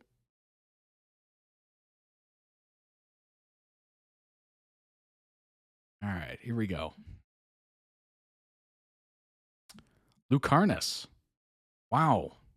I did not get that even remotely correct. That's amazing. Started your 3rd playthrough of this game today? Oh my gosh. Alrighty, let's jump into it. See what it's about. My name's Rook. Honestly, Katerina this is... sent me. Katerina. But I've seen a little bit of dialogue on this game. Much of it kind of mixed. So this is actually the first time I've actually seen some of the cutscenes and the gameplay. I haven't really seen much of that. So this would be interesting. you're not a crow. And you're possessed by a demon. It's complicated. When I wanted you, when I was afraid to want you, you know my mind. I've assumed you know my heart because it beats for you. I don't want to do this without you. I couldn't leave this place, not with you here. How do you always do that? Do what? Break apart my perfectly gathered clouds of doom. You deserve better than to deal with my mess. He'll listen. He always listens to you. Rook is the player character, or he can be any gender. He won't hurt you. How sweet. We needed a moment, but I'd say we're ready for anything. You don't have to do everything alone. You don't have to worry about me. Lucanus. I'm never alone anymore. You know what I mean. I'll be here for you. I'm not breaking the last deal she ever made. And I owe Rook. Saying I owe you my life is not enough. And there he is, the demon of Virantia. At your service. You did all of this without me. Because you died. Or did you think you'd win the day? Honestly, the character modeling looks pretty good. The lighting, not bad. You can see some of the shading, or not the shading, the shadowing. Right around here, around here. Can you see my mouse? You cannot see my mouse. But there's, as you can see, there's a pretty decent amount of shadows. Not bad. I think it looks pretty realistic.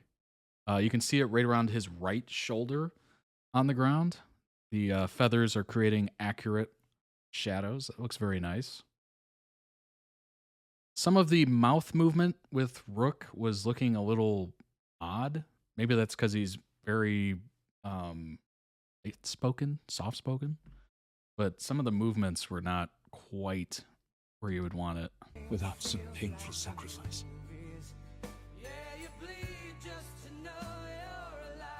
I leave his fate to you. Yeah, the lighting but I looks will pretty not good. Let him hurt you.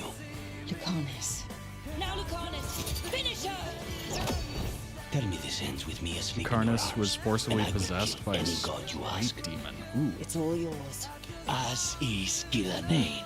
If I have to kill every blind Looks like some creature in great- Thedas to keep you safe, I will.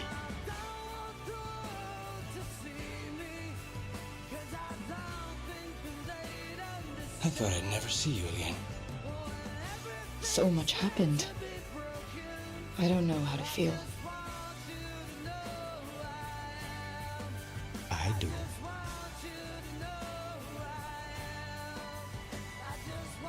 Just don't leave. Never. I love Hey, you, they said the line. They said the and line. I won't let you down. Whatever happens, we'll take it on together. We can handle whatever comes next. All I have to do is kill a god to keep you out of trouble. Easy. I used to really not be number one. That looks pretty good, honestly. I hadn't really seen many of the visuals of that game. I've seen certainly people talk about it and whatnot, but I haven't really seen much of the, the cutscenes, the character animation, the modeling, the lighting. It all looks pretty good. Not bad. Certainly an improvement off of the game before it. Not that I've played any of these games. I'm just going off of videos, of course. But visually, it looks pretty good. I don't think anybody that I've heard has complained about it too much, which is good because it looks good. But the big part of these games that I'm aware of is the dialogue, is the relationships, is the storyline, the discussion, the dialogue. I already said dialogue, but you know what I mean.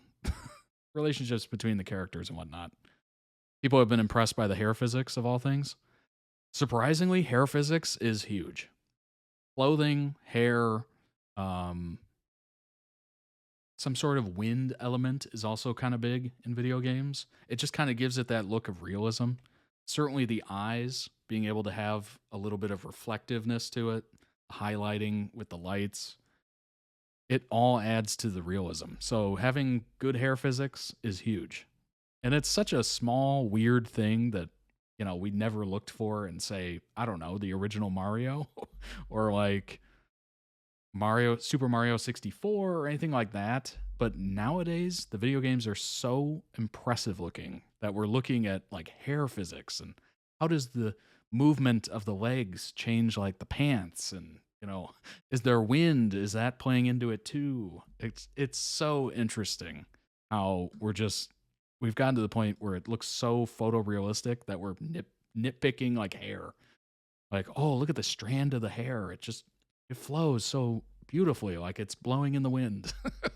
It's kind of funny how we're just, really nitpicky. Go ahead and throw a like on that. Link down below in the YouTube video description for the original video. Go throw it some much deserved love. Excellent, excellent, excellent. Yeah, that was great. That was very good. Obviously, with those games, I'll throw the link in the chat here for folks on Twitch. There you go. Obviously, with these games, it's very important to watch the cutscenes. Otherwise, you're missing literally the entire story and the interesting part of the game. Like, obviously, there is interesting action and stuff like that, and exploring and whatnot. But you're really missing a huge chunk of it if you're not watching those and really paying attention, putting it together. I used to really not like cutscenes at all. Like, I used to be vehemently opposed to it. Dialogue, don't care, don't want to listen to it. And then I got to Assassin's Creed, and it had a story to it. First assassin, talking to other people, finding out more about. And I just immediately completely changed my outlook on cutscenes, dialogue, etc. It's pretty fascinating.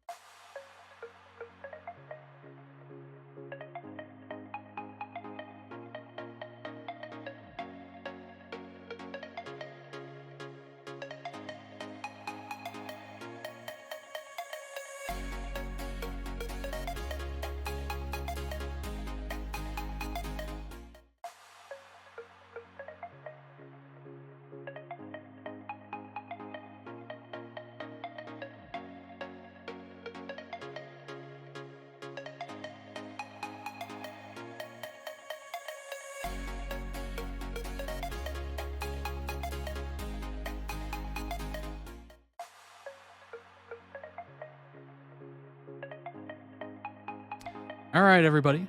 We're coming back here. Apologies about that. And we're back.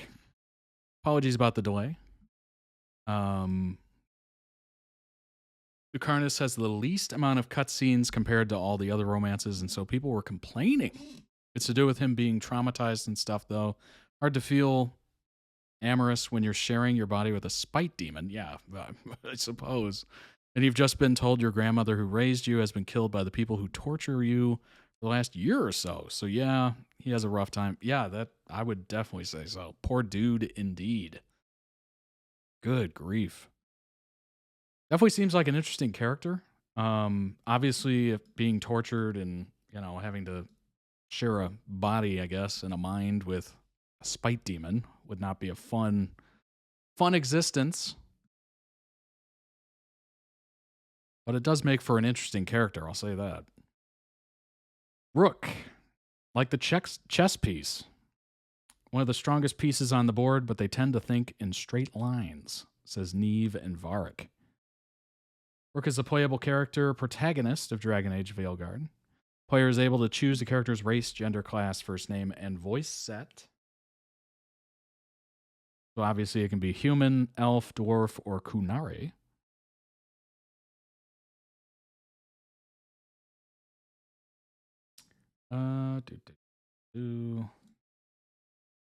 Rook's faction determines their background and how they came to travel with Varric. Grey Wardens, when innocent lives were at stake, Rook led the charge, saving a village from a monstrous nightmare, no matter the cost to him, her, themselves, whoever you decide to choose.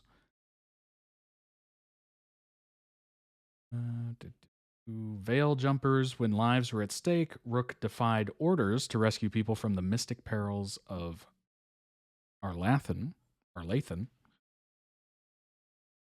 Not much is known about the past of a Veil Jumper Rook, but they mention living in a city before joining the Veil Jumpers. An Elven Rook can mention that they both lived in an alienage in the city and with their Dalish clan in the forest at different points in time. Shadow Dragon, Rook risked everything to liberate enslaved people of Tevinter, even knowing it would anger the ruling elite. That sounds fascinating. That sounds pretty cool. Founding Rook was adopted into a military family, joined the Shadow Dragons to fight from the shadows for change in Minrathus, while guarding a visiting dignitary who was investigating a slavery ring in the nearby city of Nessus. Rook concluded that the mission would fail without throwing caution to the wind. Wow. That sounds fascinating. That's probably the one I would go with. Lords of Fortune, when a corrupt Ravini noble double-crossed Rook, Rook escaped a collapsing ruin, turned the tables, and destroyed a dangerous artifact. Sounds kind of interesting. Mournwatch, when restless spirits threatened the inhabitants of the Grand Necropolis, Rook took decisive action to protect both the living and the dead. Pretty interesting, honestly.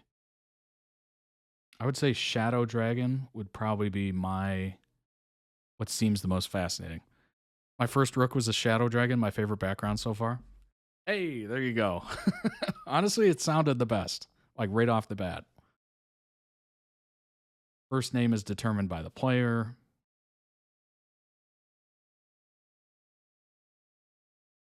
Interesting.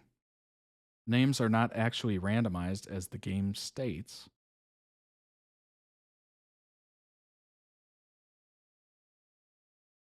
Playstyle lets you tailor the game's difficulty. Oh, wow. Look at all these playstyles. These different difficulties. Holy crap. That's a lot of choices. Here to build a party, storyteller. Plunge into story with more forgiving combat. Adventurer, here for action and adventure. Balanced. Okay. Underdog, here to be pushed to the limit. Nightmare, here for brutality. Unbound, here to chart a new path, customize all settings. Nightmare sounds nightmarish. Trivia: Rook can't swim. If they fall into deep water, they're shown flailing in the water before they respawn on the shore. Interesting.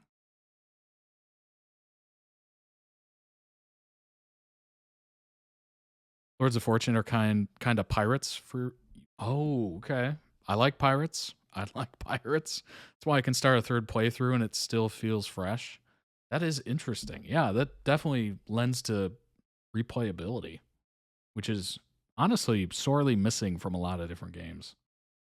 Being able to have these choices where, you know, you play it once, you're like, oh, that was pretty good.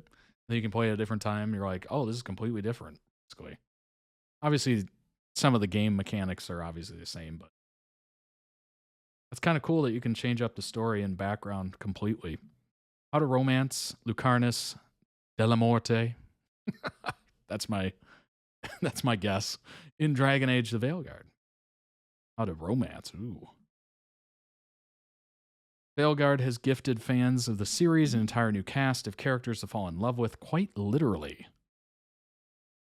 Hardly a surprise, Antivin Crows are charismatic on their worst day, and Lucarnis's inclusion likely struck fan nostalgia for his fellow Crow Zevran from Dragon Age Origins. While he shares similarities, Lucarnis has his own character arc, making peace with the demon trapped inside him, but also healing from the ordeals he suffered before finding his way into Rook's arms.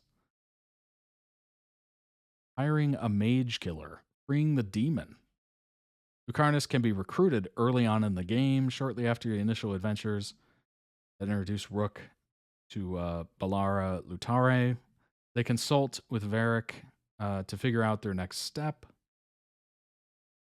Unsurprisingly, Neve did, offering up the most skilled mage killer to Antivin Crow's Lucarnis, aka the Demon of Virantium. You got it right? Hey! He's from Antiva. It's like a country kind of like mix of Spain and Italy. Interesting. Okay, while traveling, Rook meets Lucarnis's family. Nice.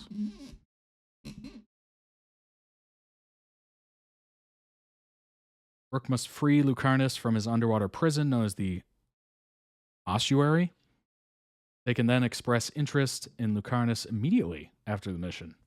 Bang! Just like that. That kind of makes sense. That kind of makes sense. Taking on the task, Rook ventured into the ossuary, finding Lucarnis quickly enough, but learned two things. The first was that he was possessed. Okay, that's not great. Giving him unique abilities. The second was that his large target, a man named Calivan, was inside the ossuary and had some of Lucarnis's blood to control him. Once Calivan and the blood were dealt with, he would happily join Rook. They return to the lighthouse where the player can begin trying to build a relationship right away. After seeing how the demon inside him, Spite, was affecting him. Why do I think of Spike from Buffy? Just immediately, I'm just picturing Spike every time I say it. Even hurting him when he didn't do what Spite wanted, Rook can express concern for Lucarnis' well-being. At this stage, most players have seen Lucarnis' strength and determination, which usually wins over many people at first. Building a bond. Building a bond. Players can build a rapport right away. Coffee with the Crows, quite literally a jaunt to Lucarnis' favorite cafe, where he and Rook discuss the movements of Zara Renata. This leads to Rook and Lucarnis enjoying the evening without him.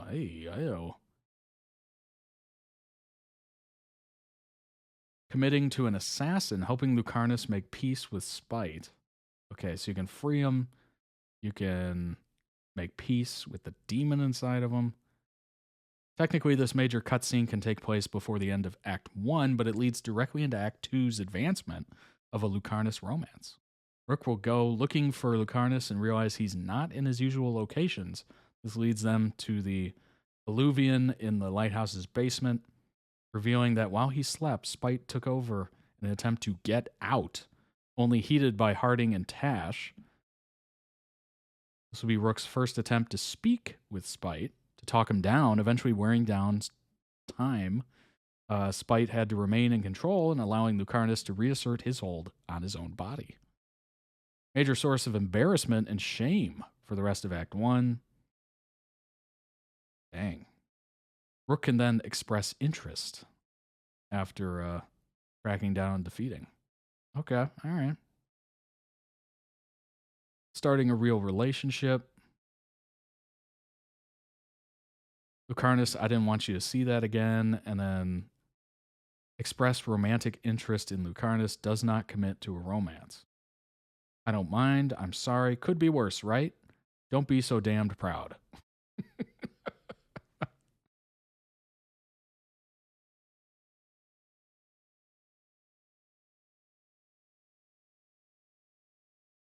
Lucarnus remembered your favorite drink and a hazelnut tort for dessert. It pairs well with coffee.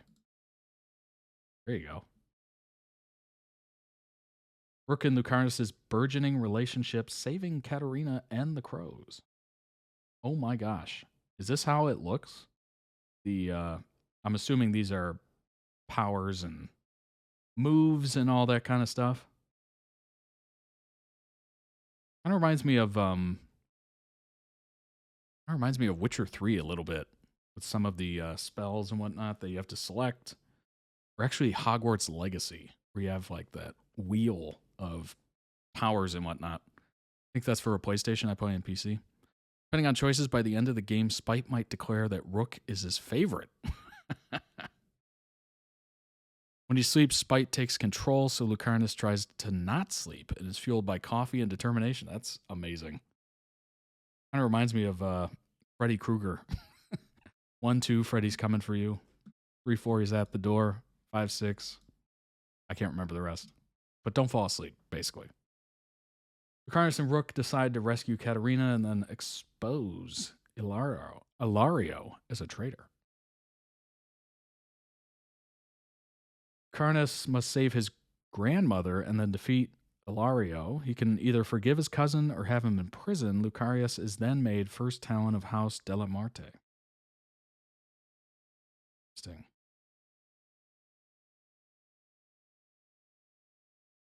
Saving the world together. I mean, that will definitely do it. You're looking for romance. Oh my gosh, that is... Ooh. That is, that's something right there. that's something. Whoa. It's like a seatbelt of tongues. That is fascinating. Final chapters of the game will be within reach. Rook can have one last coffee date with Lucarnus as they discuss his new position as the first talent, as well as ordering a drink for Spite to try, though he fails to truly grasp the concept. Still, the moment is meant to bring things full circle, with Lucarnus and Spite now at peace with one another and both having Rook with them in their own ways. Lucarnus will become a hero of the Veilguard, ensuring his continued survival during the final missions.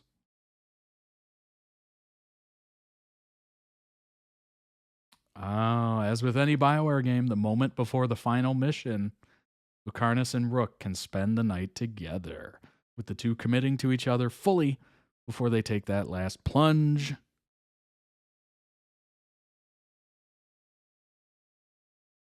There you go. Whoa. 7 out of 10. I always find that this rating for games is like it was okay. I don't want to badmouth it because I enjoy getting, press release early copies. So I won't give it less than a 7, but I'm not going to give it an 8, 9, or 10. Unfortunately, it seems like a lot of publications and, content creators that review video games typically rely on the 7 to 10. Like IGN is famous for this. Like they'll just be like, well, long list of negatives, 7 out of 10. And you're just like, wait, 7 out of 10 is like, that should be like really good. Like 7 out of 10 is not average. So it's kind of hard to gauge. Does CBR do that as well, where they make things 7 out of 10 because they got an early copy? They don't want to lose that connection. Like it's confusing. It's very confusing. The gaming critics, very confusing. Is it a real 7 out of 10 where it's like, oh, this is a really good game. It's got a few faults, but it's really good and you should definitely play it. Or is it one of those 7 out of 10s where it's like, we don't want to offend anybody, so we're going to give it a 7 out of 10. Critics recommend 71%, top critic rating 80%.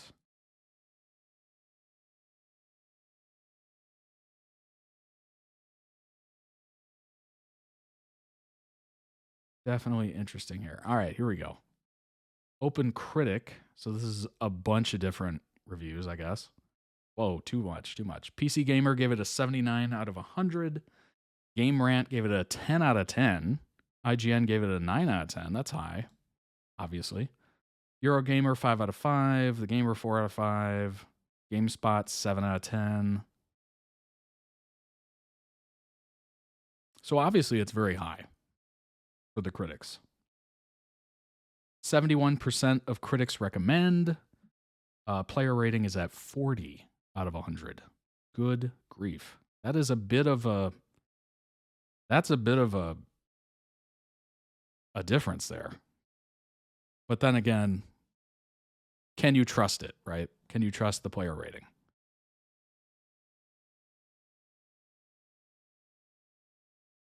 Fun game, but not a Dragon Age game. If you're looking for a Dragon Age game that stays true to the dark fantasy of its predecessors, stay clear. By far the worst game of the series. Tone is bright, not dark. Is that accurate? Are people looking for like a dark game? I think 10 out of 10 is too far. Solid game. Good fourth installment, but not perfect. Some people have been review bombing. That makes sense. Yeah. I mean, it is kind of a hot topic-y, albeit political. It's got some things in there that is going to rile some folks up that want to be riled up. I'll say that. But I would say, honestly, the 7 out of 10 might actually be accurate here. I haven't played the game, obviously. But obviously, there is some legitimate criticism, which I think, Jace, you've talked about. There is some legitimate criticism, as most things have. But overall, it's a good experience. Like, just judging off of origins and whatnot, there's obviously a lot of improvement there, graphics-wise, clearly. Voice acting, is it the same? Is it better? I don't know. Story-wise, I can't really judge it. But what I can judge is the looks. The looks is very good. The looks have definitely increased, which is always nice to see, especially 10 years apart since the last installment. You definitely want to see some improvement in that.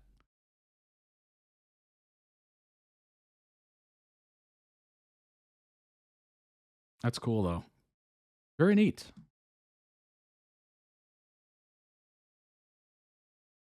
Every Dragon Age game has its own set of issues. Yeah, I mean, just like every game, right? No game is totally flawless that I've seen. 2 was rushed. 3, some people said the open world stuff was too much. Honestly, that was my complaint with, and I know this is probably blasphemy for a lot of people, but I bought Witcher 3: The Wild Hunt, and I know it's widely praised. It's got unbelievable ratings. But it's too much. It's too much. It's a little too open world for me. I get that, that's kind of the thing, but I don't know. I got kind of tired of it a little bit. Overall, I thought it was good visually, of course. It looked great. I thought some of the spells were pretty cool. It was just a lot. I'm not particularly fond of RPGs that make you farm experience points before you can move on. That was my biggest complaint with Metal Gear Solid 5, I think it was. The open world was too open. I didn't take pleasure in riding the horse over vast distances. Yes, they did have some fast travel, but it was too much, way too much. to the point where I just lost complete interest in it. Never finished it. Didn't care to finish it. I've only played Witcher 1, used the same game base as Dragon Age Origins, so it was very familiar. Yeah, I could definitely see that, for sure. I don't know. I have some interesting thoughts on open world games. I think it can get too crazy. Where, you know, Grand Theft Auto 5, great game. Excellent game. You know, I love the different storylines introduced into that. The heists were super fun. Honestly, that game should have been mostly heist. If it was mostly heist and just interacting in that, I would have loved it a little bit more. But some of the time, it's great to be able to just go out for a drive, listen to music, you know, do some random stuff. But I got really tired of driving around the city. Just over and over and over. I get it. It's cool to have a large playable city, but sometimes you just get tired of it. It gets too much. I don't know. Maybe I'm more of a fan of linear games, you know, just very, this is a mission. Maybe I'm too old school for games. Like I'm so used to, you know, this is a mission, complete this mission. And then you move on to the next mission, and then the next, and then the next. Like GoldenEye, certainly from the N64, basically any N64 game. Any sort of game like that. I don't like the fact that everything has to be open world. I get lost way too easily. I spend so much time lost in open world maps. Yeah, absolutely.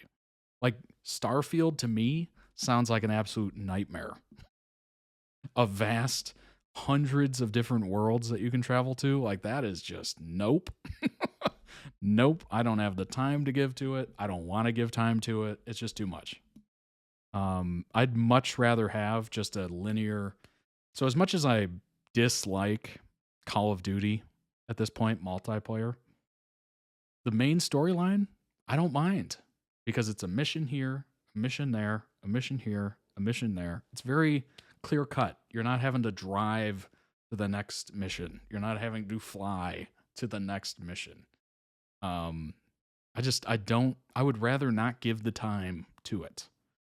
You know, oh, your next mission is all the way across the map over here. And the only way to get to that is you have to drive all the way to there. It's like, you know what? I don't want to give that much time to video games anymore. I just don't. I get lost way too easily. Yeah. It is. Ugh. And then you have to read a map. You have to memorize streets, basically. And I get that does come with playing with it, but oof. Too much. 3 times, and after I closed the book, I realized this might be the coolest guy I ever. All right, this is the voice actor talking about Lucarnis. Becomes a chore. Absolutely. Absolutely. I totally agree with that. It is a chore. And especially if you don't have a lot of free time, it's nothing. You can't deal with it, can't play it. As much as I'm looking forward to another Grand Theft Auto, I'm now realizing just how little time I have to give towards video games. So it's too bad. Job in which Lucanus is featured. I read it 3 times, and after I closed the book, I realized this might be the coolest guy I ever get to play. I mean, not only is he a smooth assassin, not only is he determined, yes, he can kill you 1,000 different ways, but what struck me was his mind is as dangerous as his knives. I mean, this is a guy who takes in the environment with all 5 senses. He's constantly attuning himself to the kind of shifting terrain of every mission. And also, he's kind of hilarious. I mean, if you look at his relationship with his cousin Ilario in the Wigmaker's Job, they're constantly giving each other crap. That's awesome. That is really cool. The volume is really low on this for some reason. 3 times, and after I closed the book, I realized this might be the coolest guy I ever get to play. I mean, not only is he a smooth assassin, not only is he determined, yes, he can kill you 1,000 different ways. That is the volume all the way up. His mind is as dangerous as his knives. Ooh. I mean, this is a Her guy who audio takes is in the very... environment with The audio for the person reacting to it is normal. But for some reason, his voice part of it was pretty low. That's, you know what's really cool about that is to see the voice actor being so into it and passionate about it. That tells you, you know, number one, it was the right person to pick. And number two, it's just, it gives you a little sense of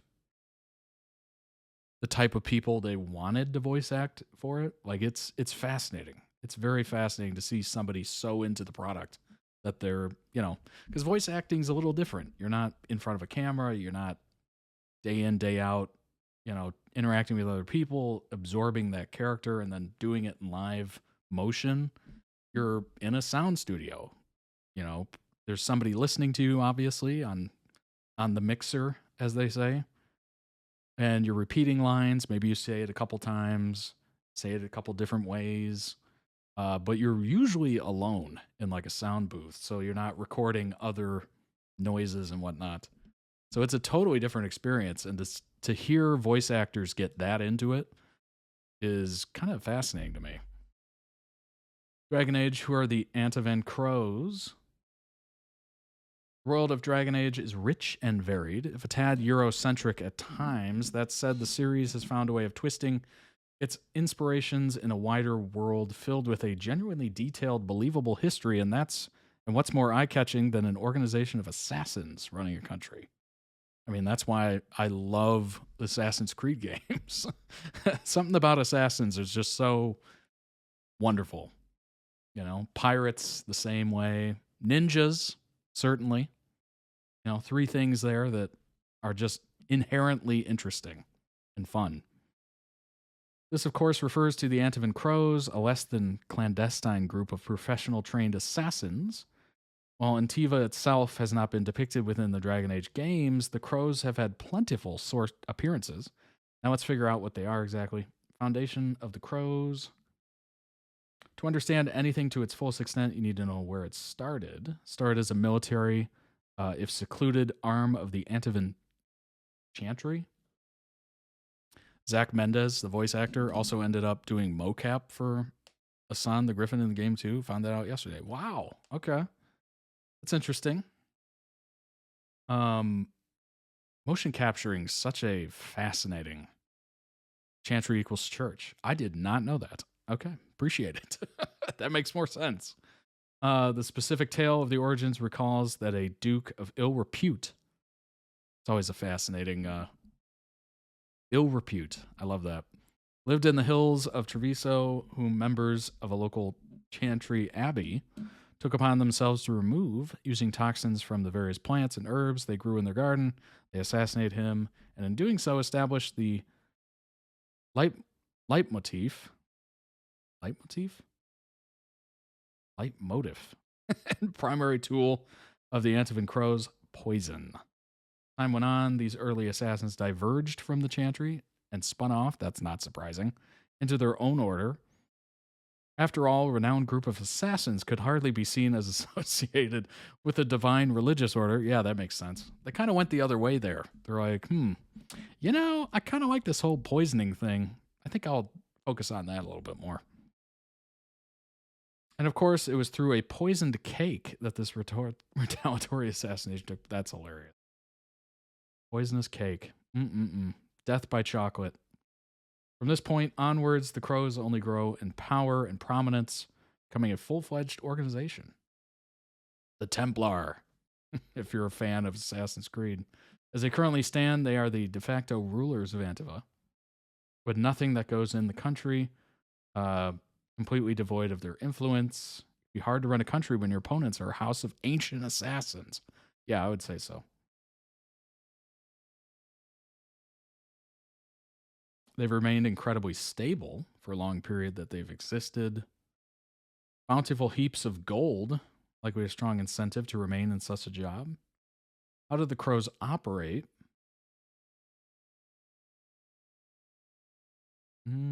Anyone with the wealth to afford them, the world over, can avail of their services. So they're mercenaries, basically. Of course, Antiva is the most prominent of their locales for assassination. They're number one on the list. When you look up the list of who is the most thorough assassins in my local area, Cushy life for them, provided they survive the training. While the Crows are a group of assassins, their prominence within society means that they're not quite as secluded as you might expect. Their actual presence is less an open secret and more an unspoken rule. Like Voldemort, you don't talk about them. Then they'll show up and poison you, poison your birthday cake. So how exactly do they acquire such a continent-spanning group of extremely talented assassins? First involves finding and training children from youth. Ooh. And even birth, if possible. To form bloodletting as part of their base relief. Oh boy. Turning human life into its weight in gold is essentially the crafting of the ideal assassin for them. Second involves the purchasing of slaves. So they either steal the baby or they buy you. Interesting. They still value those that are young, so they can shape their worldview, however. Yeah, that makes sense. If you're going to brainwash somebody, it's easier to start when they're young, right? I don't feel like I'm, breaking any secrets by saying that. When they talk down a target, their standard line is the Crows send their regards. That's awesome. That's cool. You can be born into it too. Lucarnis was born into it. That makes it easy. Very much a cultish behavior. Rather cruel in how they train their young recruits, getting many of them to murder their own peers. Ooh. Yeah, that's very much like a gang. You have to get affiliated, aka take someone out to show your loyalty and whatnot.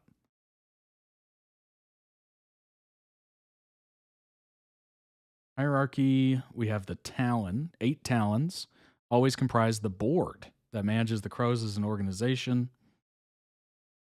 Most prominent currently is Katarina of House de la Morte.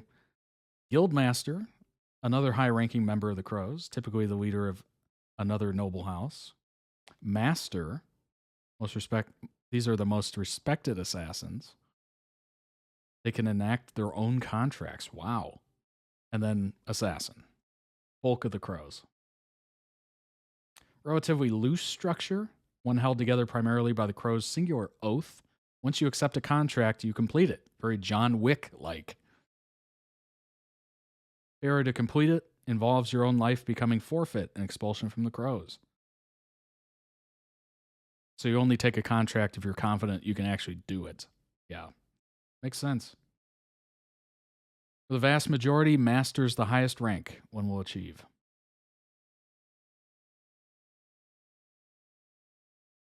Very interesting.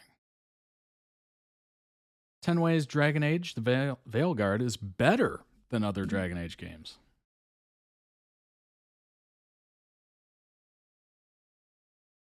First Talon is the leader. Katarina, his grandmother, was First Talon, so he and Ilario never really had a choice in life. Interesting.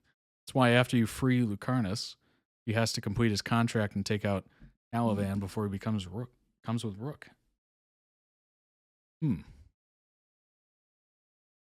Veilguard's the newest installment, action-oriented RPG franchise that's known for its rich decision-making, character creation.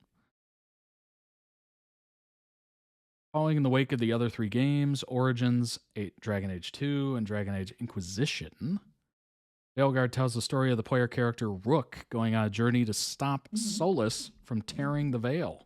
Like in previous installments, the player can pick up companions, romances, and have heartwarming or intense dialogues with them. Last time they released a Dragon Age game was in 2014. That's wild.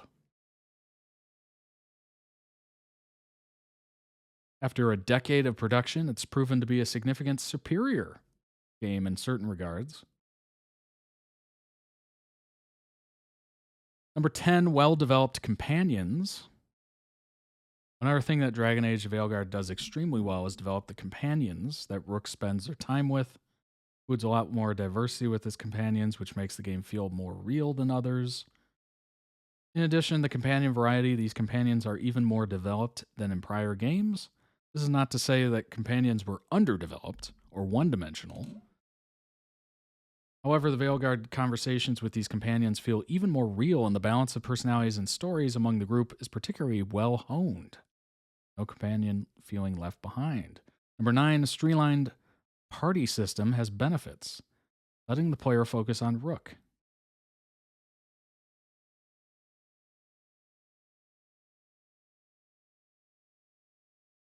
Party system is different. I have no idea what this means. Party system, wherein the player controls the other player party members. Gotcha. This kind of setup is popular in many RPGs, Final Fantasy, Baldur's Gate 3. This system allows for players to control their entire party and play out particular strategic scenarios. However, in Dragon Age Veilguard, players can expect to complete the opposite experience. While many players may wish to control their party members, the battle system for Veilguard is quite different and more complex. It allows players to immerse themselves in their character and lets them focus on the set of actions made by their player character. Honestly, if I'm playing a game, I want to focus on one character. Maybe that's just, my gaming history of single player or whatnot, but very linear games. But I would get kind of confused if I was doing multiple players. Like the way that I think of a party or controlling a party of players or game characters is oh gosh, what is it? It's the Ninja Turtles game from like SNES, the original Nintendo. Where you played as a character, you picked one of the Ninja Turtles, and then if you died as that character, you got to pick another one, and then pick another one, pick another one. If you're playing, or you can switch between them as you're playing, like Grand Theft Auto 5 did that for, I think it was through the cell phone or something like that. You could pick a different character while you're in a heist or something, and it like wanted you to do that.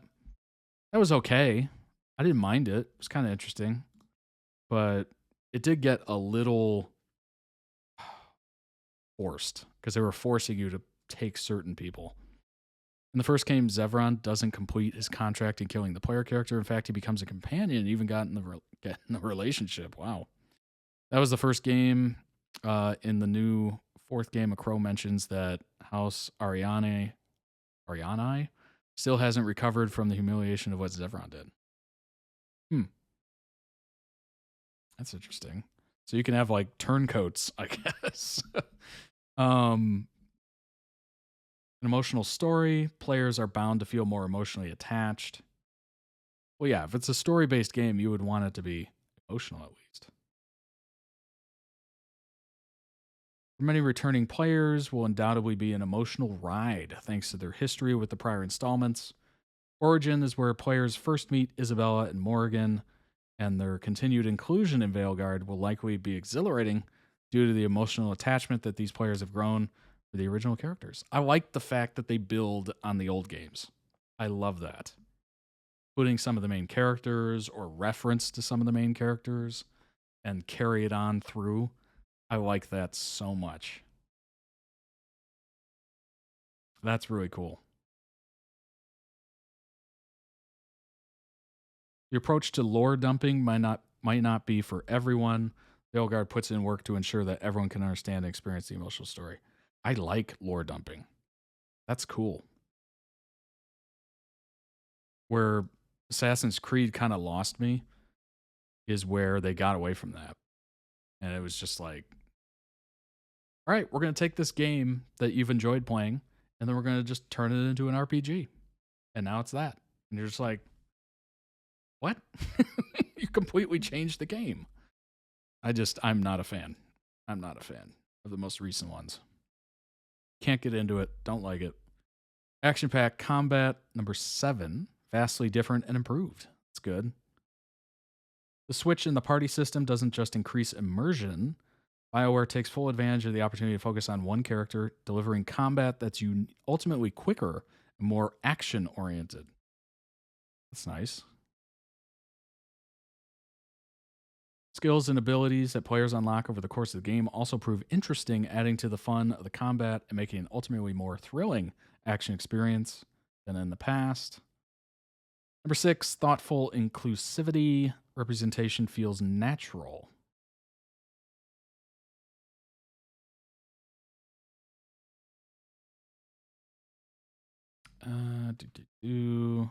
Non-binary characters also opens up more possibilities for creating a truly personalized and detailed Rook. I mean, if you're a game that focuses on character creation, you should have like free reign of whatever the heck you want. Like they should make it as detailed as humanly possible. Or non-humanly possible, I guess. While Dragon Age in the past has been inclusive, it's more noticeable now with the inclusion of the player's first non-binary companion, Tash, who doesn't feel as though they fit into the world, either manhood or womanhood.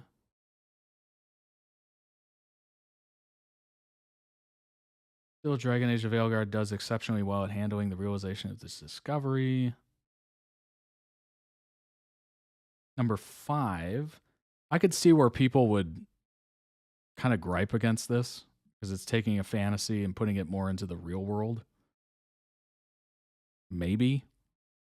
But at the end of the day, it's a fantasy game. So, fantasy. Number 5, a gripping narrative, interesting and thrilling from start to finish. That's good.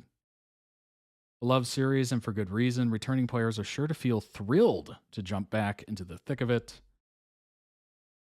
Turn to the fan favorite character Solus in the role of antagonist is an immediate hook. That's cool. Players are thrown into a heavy introduction where Solus is attempting to destroy the Veil. Veterans and newcomers are both in for a thrilling ride, since as soon as the game starts, exciting things begin to happen. I do like that. I like when games throw you into stuff. Sometimes I don't enjoy the mission at the beginning where it's basically just teaching you what buttons to push. That does get a little weird. And it seems a little forced, especially if it's part of a series and you played it before. I know why they do it. They do it for new players so they can learn it and whatnot. But sometimes that can get a little... it's just a weird way to start sometimes. Because you're like, I know how to play this. I get it. Skip it. That should be skippable. Number 4, decisions with impact. Decisions matter. Consequences exist. I like that. You're going to put the time into it to make like these decision trees. They better matter. They absolutely better matter. That's what Hogwarts Legacy really screwed up. Really screwed up. They gave you the decision trees without any consequences. Like, what? Well, you can basically just tell somebody off in that game. It's like, what? It's kind of ridiculous. Oh my gosh. Ugh. That was the one thing I really didn't like about that game, is that it didn't really have impact. While the story will ultimately play out in the manner it's supposed to, just like in previous games, that doesn't mean the decisions made in the Veilguard will be any less meaningful. For example, there are a few decisions in the game that lead to consequential scarring and heavy injury to player companions. Likewise, the quests the player decides to take on will affect other quests and characters, making for important decisions that result in certain consequences. I like that. Wow. They obviously put time into this. That's, 10 years. They should, but... Many of the Veilguard's choices feel like they have particularly direct impact on Rook and companions, so it's easy to get invested. I love that. That is so great. Oh, that's the level of care and just the level of effort. It takes effort to make, decision trees. What happens if you choose this? What happens if you choose that?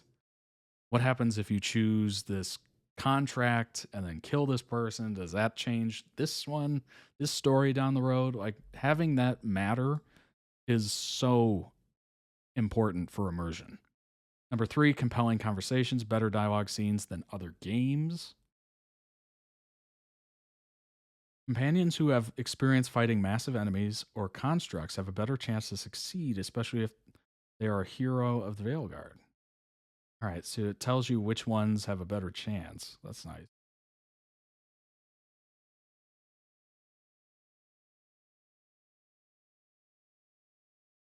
It's no question that sometimes dialogue and conversations in RPGs can feel stiff. Although Dragon Age has always exhibited tons of meaning in the exchanges between characters, in some cases, however, Dragon Age games couldn't get that across very well, and aspects like facial animation in the earlier games haven't aged flawlessly. Well, yeah. I mean, it's difficult to animate a face. It is very difficult. Have you seen the mocap, the motion capture of like when they attach it to people's faces? It's like hundreds of dots all over your face. Or you have like a mask on or something. It's a lot. It is a lot. Since it's been a decade since the last release, a lot has improved. Overall presentation of conversation is much more convincing. That's good. That is really good.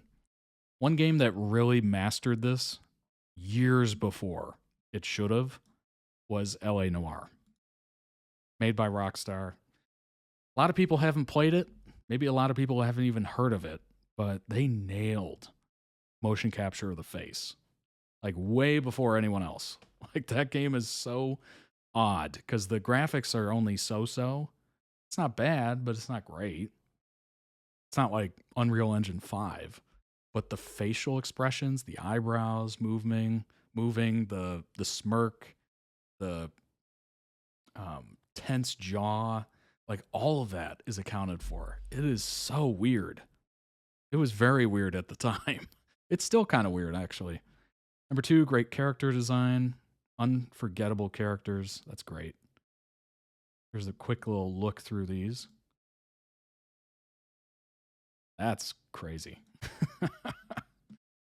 All the Dragon Age installments have spectacular character designs. Take a look at Morrigan from Dragon Age Origins. Each design is different in aesthetic and color. It matches individual personalities perfectly.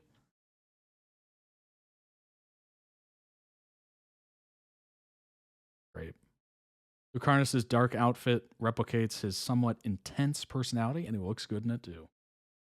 Yeah, that's a great outfit. They did a good job on that, for sure. That's something I pointed out. Manfred the Skeleton. Matt Mercer? Are you serious? Critical Role fame? That's funny. That is great. I love that. Number 1, more robust character creator. Well, yeah. I mean, Dragon Age, I've never played it. I'd never heard much about it. But one thing I knew about it is the fact that the creator character, or the character creator, was just really in depth.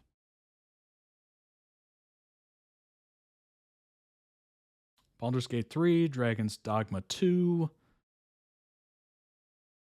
Depending on how much time the player spends on the character creation, I mean, The Sims. Sims, of course. Like, that is definitely known for creating characters and how do I want them to look? How do I want them to sound, etc. Matt Mercer voices 3 characters? Wow. Depending on how much time player spends, every outcome can look exceptionally different. Possible to make characters that are visually appealing across the board, but making the opposite happen is equally viable. Most important part is that players can make their characters look however they want. Includes options for creating non-binary or trans characters. The best character creator of the Dragon Age series is a major feature of Veilguard, helping the game stand out in an acclaimed series. Yeah, having the customization is pretty awesome. And the fact that it's a fantasy game, it should be like highly customizable.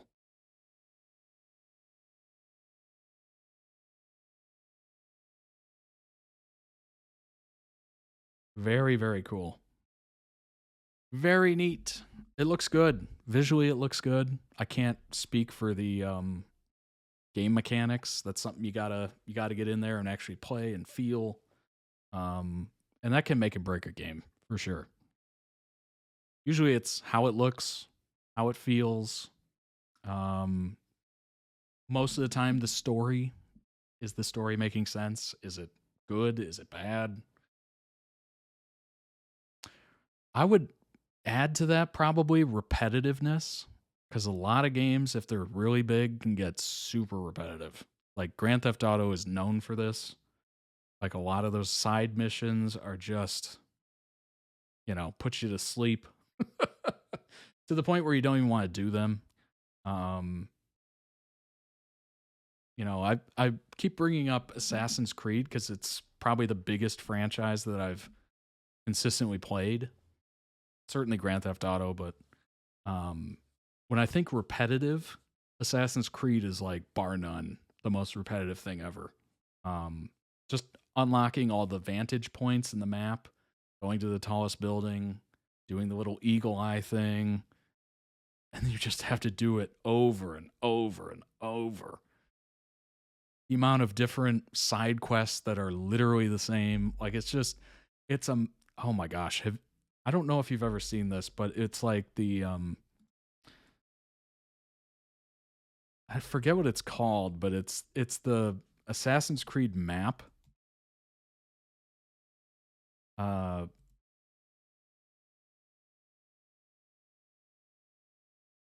With everything showing, like all the icons, and it's just absurd with the amount of landmarks and stuff that's littered throughout. Let's see if I can find a good example of this.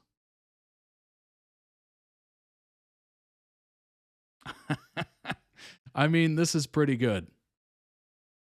Which Assassin's Creed map is most crowded with collectibles? I mean, look at that. Oh my gosh.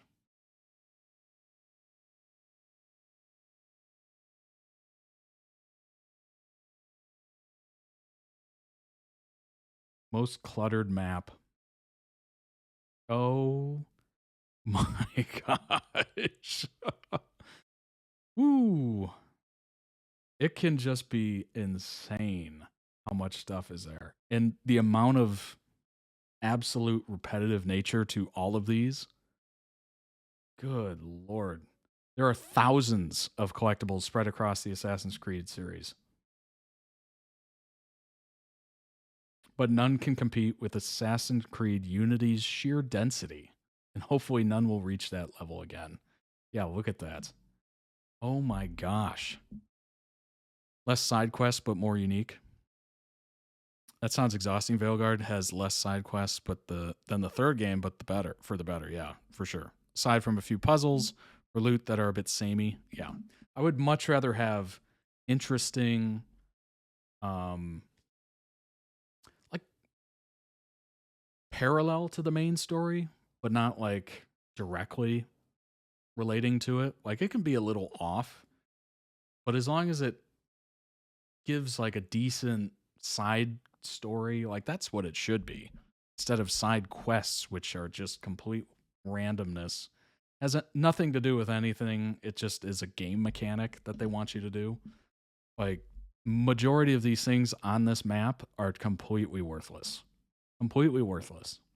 and it's just a way to milk more time out of people, frankly. You know, does any of this really matter? Not really. Just the main story. But yeah, that is... oh my gosh. Oh, too many side quests. Let's go ahead and jump into the next video. It is FirstKhaotung TikTok compilation part 2. So we saw the first part. This is the second part. This was posted 7 days ago. Let's go ahead and bring that up. So if you liked Dragon Age, let me know down below in the comments. If you didn't like it, I guess let me know as well. All right, I think this will be properly spaced. I'm not exactly sure, but we will check. Here we go. I came here to make one thing fucking clear. I'm a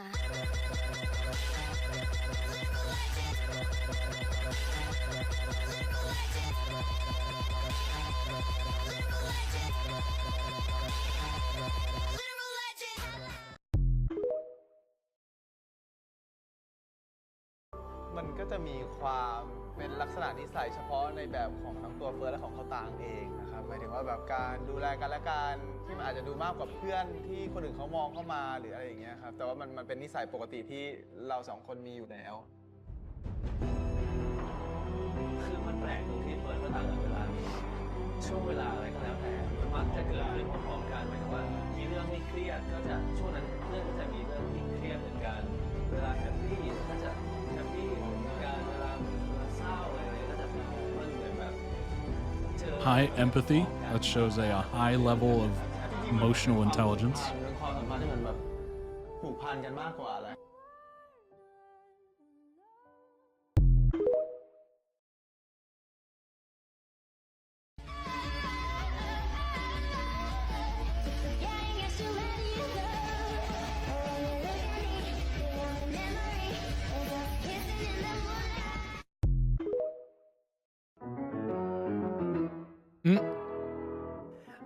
isn't the best place to find the lovers, so the bar is where I go. Me and my friends sat at the table doing shots, drinking fast, and then we talk slow. Come over and start up a conversation with just me, and trust me, I'll give it a chance. Now take my hand, stop, and the man on the jukebox, and then we start to dance.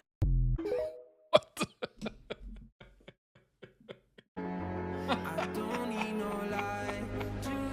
Oh my gosh. That was unbelievable.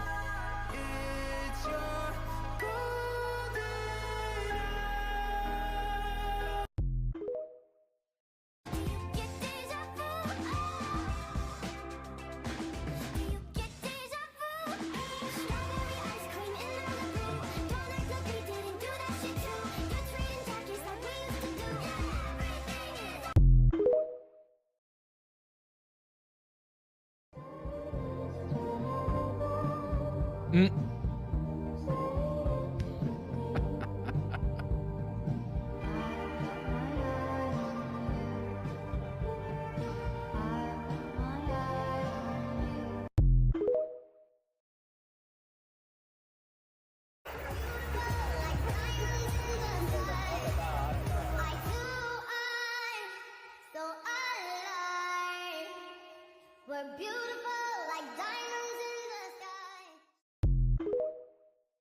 Oh, that was nice. เป็นของขวัญครับแต่ว่าผมไปตามหาแล้วครับแต่ว่ามันไม่มีผมไปตามหามาทุกสาขาเลยก่อนจะบินมาจริงปะเนี่ยจริงไม่มีจริงปะเนี่ยจริงเหรอ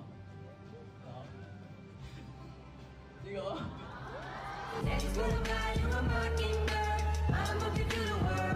Oh, oh, lost it.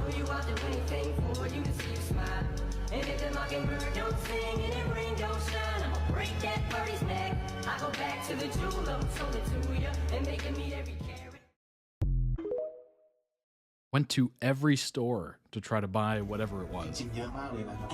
Couldn't find it. It's a thought that counts, of course. That was probably more impactful not buying it than it would be to buy it. It's the effort. What a lot of people lose track on is putting in the effort why a lot of things fail.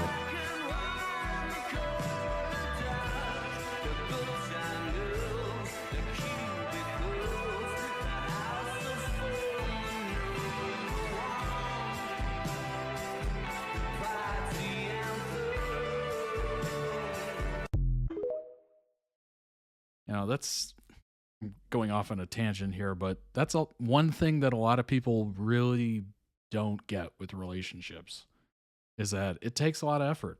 You know, you got to be in it the whole time. It's not like, oh yeah, I got the person, so I guess I'll just sit back and relax and enjoy. You got to put forth effort. You got to make the effort. You got to make the time, all that stuff. Like, it's never something you can just rest on.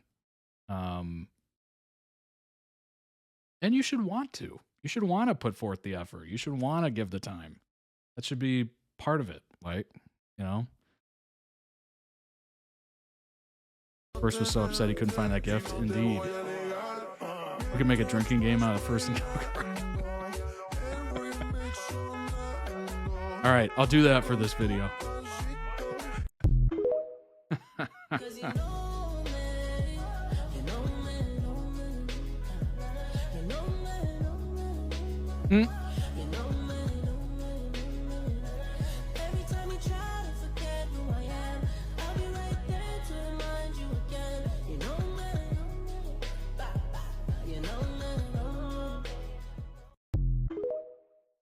You know what's funny? I would watch that video and not even put that together. Doesn't it bother you that all anyone talks about when they talk Until it about zoomed you in. are the I'm 7 like, oh. husbands of Evelyn Hugo? No, because they are just husbands. I am Evelyn Hugo. And anyway, I think once people know the truth, they will be much more interested in my wife.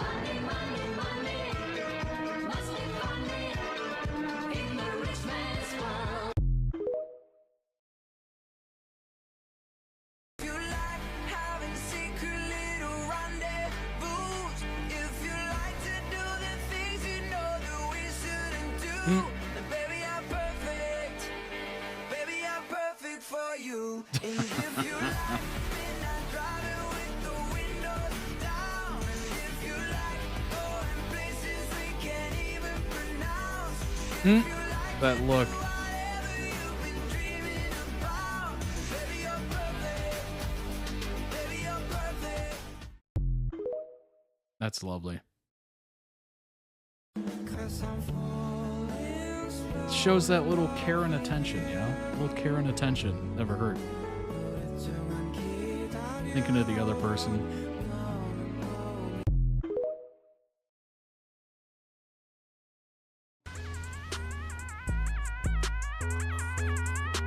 เพราะว่าด้วยความที่รู้จักกันมา มองกล้องเพื่อนมองกล้องมองกล้อง ตั้งแต่เข้าตามสบายแล้วตั้งแต่เข้าตามสบายแล้วรู้สึกเหมือนตั้งแต่ตามสบายแล้วครับผมสวัสดีครับข้าวตังนะครับ ค่ะ คุณทักทายคุณมองกล้องสิเพื่อน รถครับข้าวตังครับ สิเพื่อน รถครับข้าวตังครับ สิเพื่อน รถครับข้าวตังครับ แต่เวลามันจะผ่านไปนานแค่ไหนมันจะมีบางช่วงที่อย่ามองหน้ากูเยอะ มันจะมีบางช่วงที่เราไม่ค่อยได้คุยกันเพราะว่าอาจจะไม่ได้ทำงานร่วมกันหรืออะไร แต่สุดท้ายแล้วพอเราวนกลับมาเจอกันนะครับความรู้สึกเหล่านั้นมันก็ไม่เคยหายไปไหนเลย มันเหมือนกับเมื่อก่อนมันเป็นภาพปัจจุบันมันกลายเป็นผีไปแล้ว เวลาเหงาๆไม่มีอะไรทำก็โทรหาก็ตอบบ้างไม่ตอบบ้างแต่แฮปปี้ขึ้นนะครับเพราะว่า Sound effects. Oh my gosh. I'll never mature. I'll never mature. The fart sound effects got me. I've come to accept it.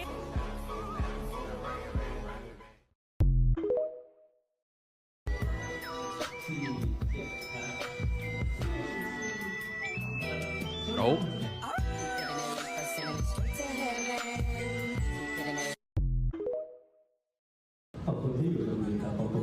Side eyes.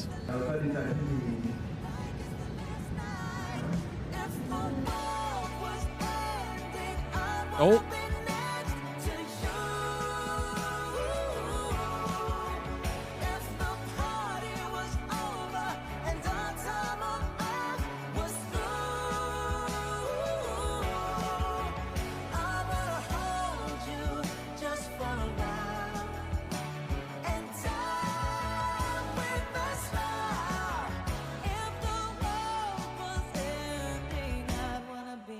They're so naturally, like, comfortable. That would take some getting used to, being under that spotlight on stage in front of hundreds, if not thousands of people. And to be that comfortable. Like, to me, that looks like a nightmare.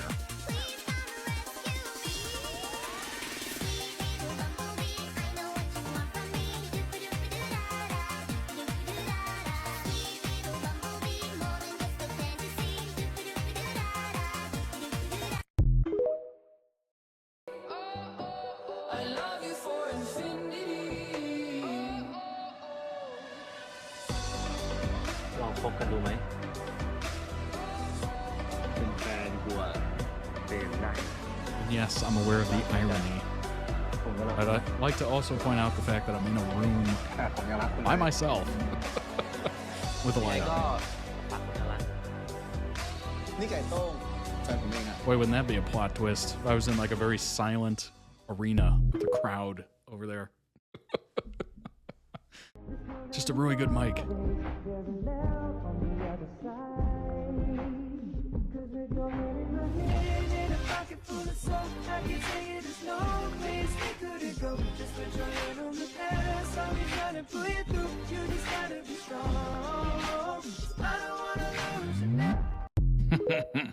Cow just eating that up.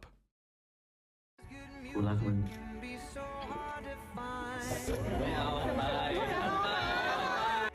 กูรักมึง รักมึง Oh. Oh.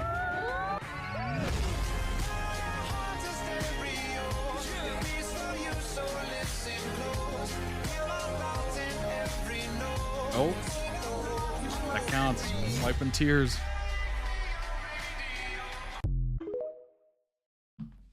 I was waiting for it. Love at first kill เหมือน Love at first love ปะ Love at first only Love at first only เอ้ย โอ้ ขนาดนี้เลยเหรอ Love at first only นะ Love แค่เธอน่ะเฮ้ย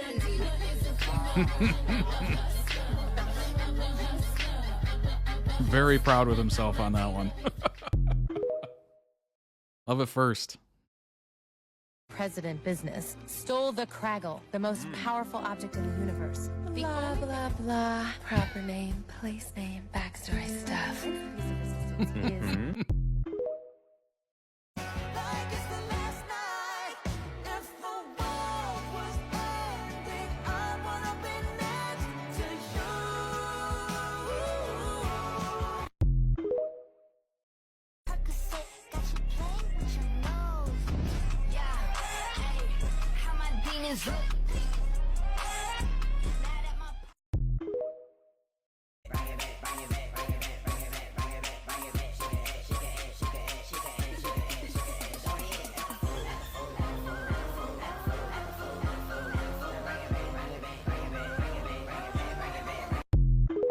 The Lego movie. ไปทายแล้วไปทายแล้วอยากได้อะไรคุณจะซื้อให้เหรอช็อกโกแลตคุณชอบกินของหวาน Où est ton papa? Dis-moi où est ton papa? Sans même devoir lui parler, il sait ce qui ne va pas. These filters. ทีเนี่ยถ้ามันมีเอนไซม์นะผมกันนิดนึงได้ไหมใช่ปาโลปาโลเปิด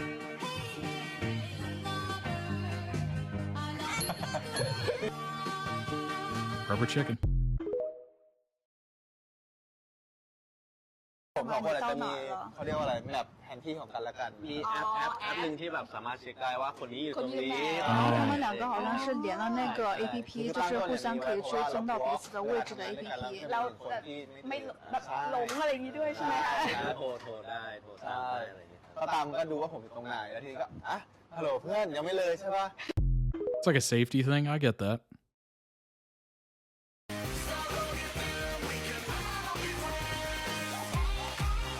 Why? What's kind of cool is the Apple check-in thing. It's like, you should check in with this person. I'm like, dang. Apple's like telling me to check in with somebody.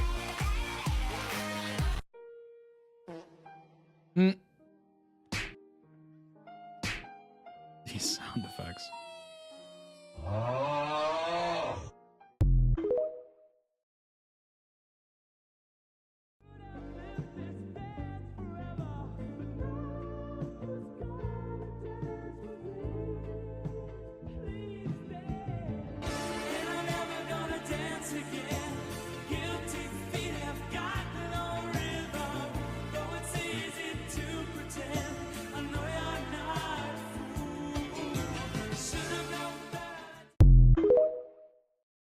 I love how these videos are like rock star moments. Some of these are just so photogenic, it's crazy.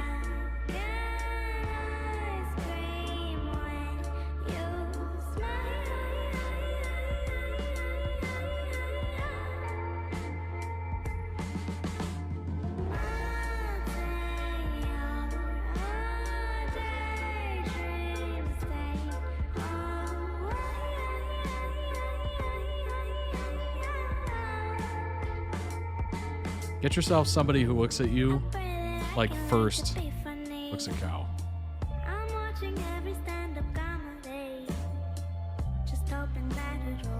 I've seen so much BL, I don't even blink at the sound effects anymore. It's a fair point.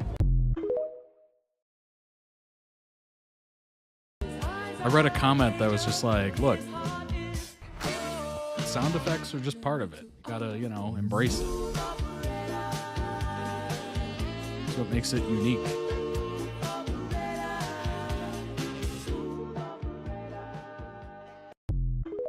And yes, I do read your comments. I do read them. Excellent compilation. Link down below in the YouTube description for the original video. Go throw it some love. I will be the 4th like on that video.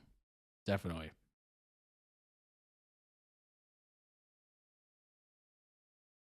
Go ahead and throw that into the chat just for the Twitch folks here. They don't make their way over to YouTube, which you should. Which you should. Sound effects are weirdly integral. Yeah, totally agree. I used to be very against them just because I wasn't used to it. It's not something you typically see in Western media. But now that I'm realizing it is what it is. Like, it's part of it. You just got to embrace it. I kind of have a different view on it now where it is. It enhances a scene, I guess you could say. Go ahead and bring up some more information. Hopefully the correct links. First in KhaoTung for Posh Magazine and Interview. Can I make this bigger? Oh, I can. Nice. All right. Looks good. Looks good. Very glamorous. We're wearing jackets, blazers with no shirts. You can tell it's fashion. It's fashion. Sound effect I'm getting right now is Freddie wailing.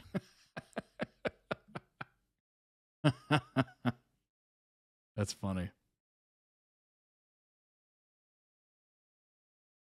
Wow. These are interesting compositions here.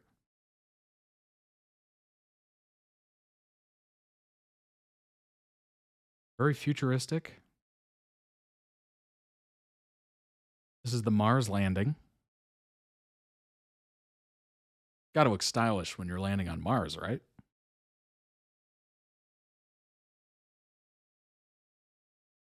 Somebody went to town on Photoshop for these. It looks good. I like it.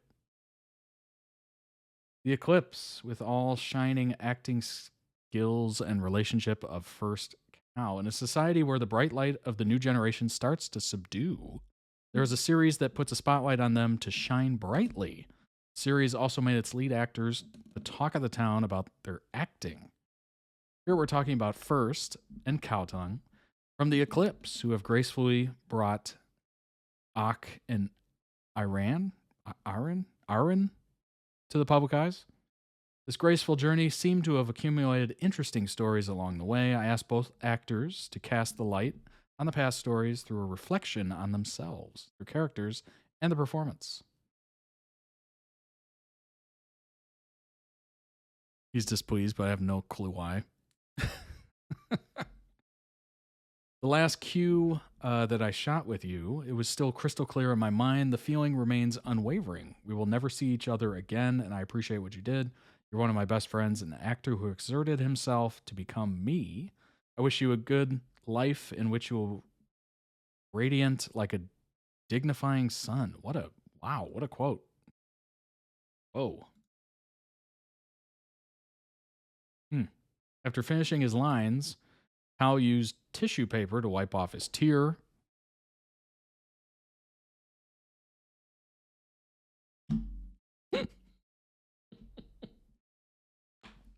Ian, appreciate the pronunciation there. That must have been the last feeling that Ian would like him to convey. It was First's turn, and he noted that this was a tough question. Eventually, First closed his eyes and got into Ak, I'm assuming, after Khao had finished his lines. Thank you so much for making me alive and being loved by many people. I know that you put your heart into it. You were happy to be me from the beginning till the end. Remember this determination and willingness to make it even better in your next projects. I'll always root for you.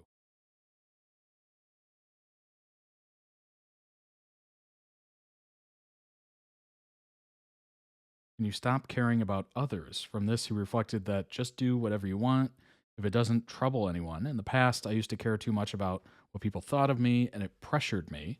Thus, I'll live my happy life the way I want it to be, in my own way. That's it. Yeah. Oh my gosh, this is like a human syndrome. We all do this. Putting the pressure of the outside world upon us and like having to, kowtow to it or like adjust to be within the good graces. That's just kind of like a human, I don't know. It's like we just all do it and it's annoying. It's when we are finally able to just, I think it's like an age thing or something, or maybe a maturity thing. Maybe you have to go through it for a while, but eventually you just stop caring about it. For me, maybe it's an age thing. Like I got old enough where I was just like, who cares? But I don't know. It could be different for everybody, of course. Some things you still do care about, but you try to get yourself to get over it. Another interesting topic is that Kao loves reading, and he always gives books as a present to others. That's nice. He gave the Little Prince Green, his vocal coach, De Profundis, to Earth and Mix, and the Eclipse to First. The book's gimmick is interesting that it became their next question. If they could compare their friend to a book, what book would it be? Kao said he reminds me of a Japanese manga. From his appearance, First seems like someone from a cartoon or anime. Nevertheless, when you get to know his true nature, he's like a novel that is not sweet or romantic, but when you read it, it gives you the warmth that you can keep reading it. Oh, that's adorable. The Eclipse just blew up, and they realized they'd be insane to separate them.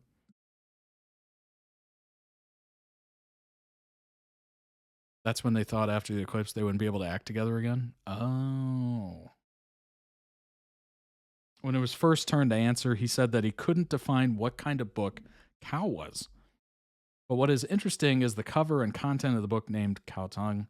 Based on his appearance, Kao is like a book with an attractive cover that is easy to read and applicable for everyone. Once you start reading it, you will find that some contents can be difficult to understand because this book is pretty unique. Therefore, you need to read it many times and spend a long time to understand it, the mindsets or the messages that it needs to convey. It'll take you a while to understand this book. AKA confusing. Very peculiar, I guess. Some books must be handled with caution and care. First said what he needed to be careful of when he had Kao around is his blunt words. Yeah, that is... Some people enjoy that, some people don't. Sometimes because of their closeness, he could be too blunt without considering the other's feelings. In Kao's case, it is about his self-centeredness. Sometimes he might have gone too far when he is with his close ones. Kao just smiled at what First said.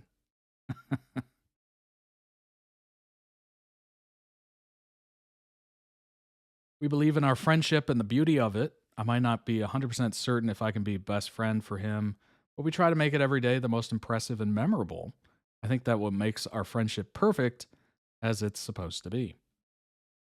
After Kao finished his answer, First, they embraced each other without being given any instructions.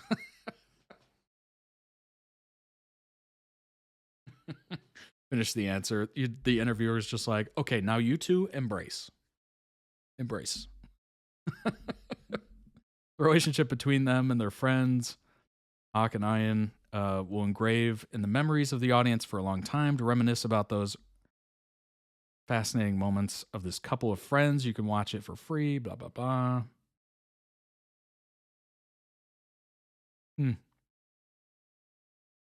First Kao appreciation post because they deserve more recognition.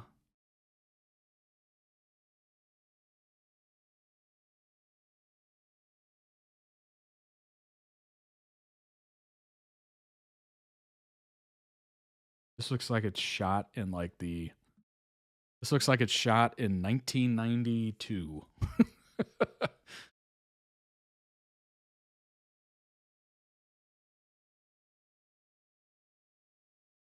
The Heart Burger.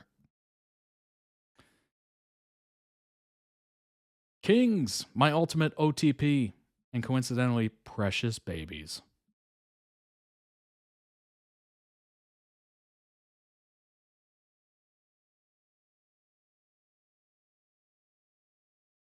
When it comes to acting, I can think of a few actors who are brilliant, but First Kao's is probably the most authentic to genuine human emotion that I've seen since getting into Thai series. They always outshine everyone else on the screen for me, and on more than one occasion, I've seen other actors perform better opposite them in a scene. That's impressive. That's always a good judge of how good you are. And, you know, whether people look up to you, as if they rise to the occasion of being in a scene with you. I always think about that when I think of like the most respected actors in Western media, like Robert De Niro, Al Pacino, etc.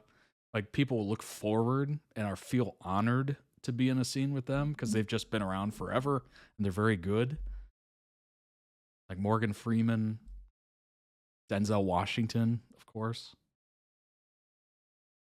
They look so fine together. I love them so bad. My baby's for real. My OTP. Obviously a lot of gushing here. This is making me want to watch it now. All caps.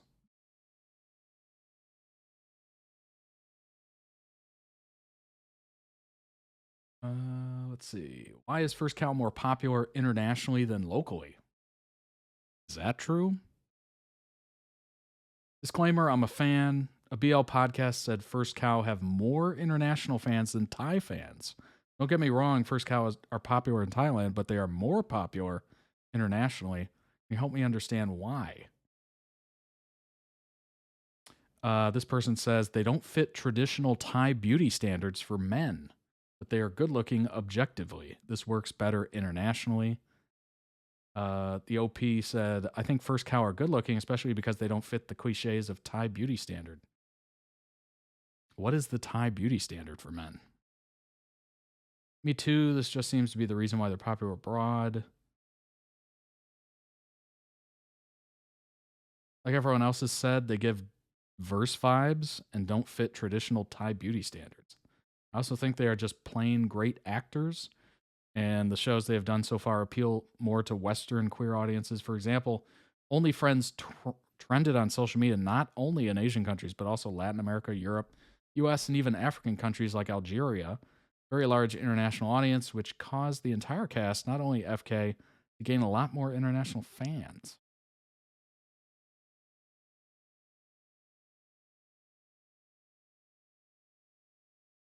I think it's in their verse vibe, plus despite being taller, First has a baby girl image. That aspect of him makes me want a thorough analysis of Thai and international fans' responses to actors who are gay or rumored to be gay. Most BL actors who are publicly out and some who are rumored are in uke roles. What am I reading? I don't understand any of this. Pretty sure other comments get into it. It's colorism and stuff. Oh, gotcha. To look Korean, apparently, versus not exclusively Thai. Oh, gotcha.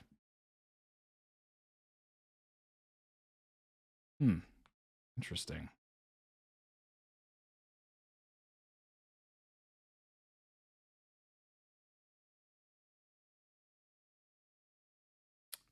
Let's see. I'm an international fan, so I'll explain my point of view. Maybe it'll help. They don't do intense fan service. For me, the beautiful, deep appreciation they have for each other and for their friendship is very refreshing to see. I thrive on seeing them love on each other and literally cry at the thought of not having the other in their lives. Definition of a verse pairing. Lastly, I don't think this applies to international fans only, but they are beautiful human beings, so pure, really good at acting. Huh. Good people who appreciate each other and their fans. This is from the perspective of a person who's never been in a fandom or any sort before, in particular, partially made a Twitter Reddit inspired by these two to follow their work. For some international fans, BL and GL can feel disjointed sometimes, as it feels like gay characters emulating heterosexuality.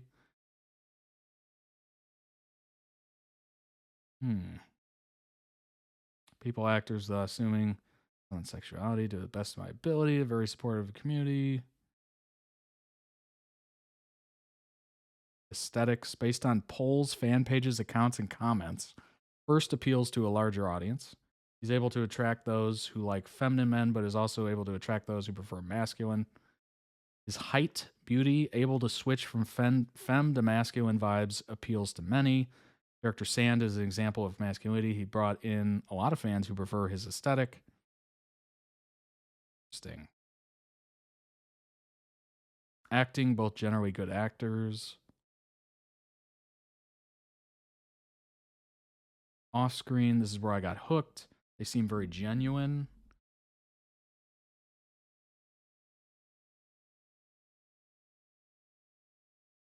Promotions. This could be a product of having a large international fan base, but it could also be a circle that feeds itself. Many of their promotions and interviews are for international companies and interviewees. Oh, okay. Really hard to be popular in Thailand. I would be careful about over criticizing the Thai audience. They do like FK. I know lots of people who criticize. The market in Thailand is oversaturated. There's a lot of competition, and BL is already not mainstream. A lot of the super popular actors get big because they have that it factor. They gain more fans from being influencers, models, and idols. Looks are a huge factor, but popularity comes and goes quickly. I'm not too pressed about it. FK are popular enough. I've also starred in shows that are popular with international fans. I mean, that kind of makes the most sense to me. If they've just been in the shows that have really spoke to a lot of international fans.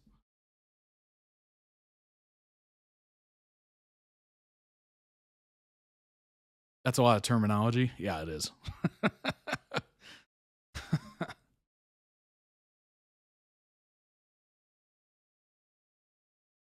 I think it's because they can both actually act. Wait a minute. Whoa, whoa, whoa, whoa. Whoa, whoa, whoa, whoa. Because they can act or actually act, that's why they're more popular international than locally? That doesn't make any sense. Wouldn't locally that be important as well? Being able to act?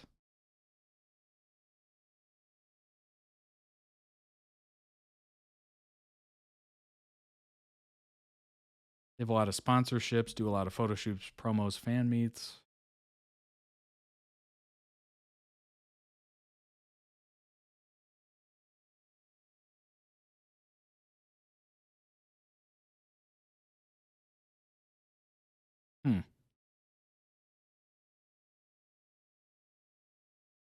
That's kind of interesting. How would their acting ability appeal more to international than Thai fans? I'm assuming Thai fans also care about acting ability. Maybe. Just throwing it out there. Oh, do I have the same one twice? Oops.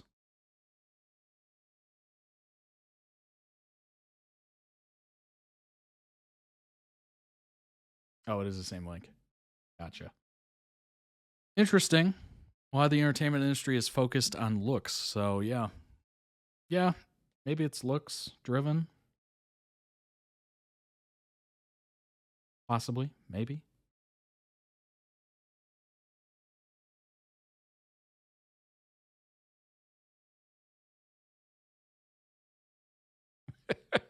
I'm bringing this up because I think it's funny. I literally just looked at this for 2 seconds. Dear First Cow fans, I've decided after very deep and serious thought to become a stan, or at least to highly consider it. And then the first comment is literally the fiery Elmo from hell.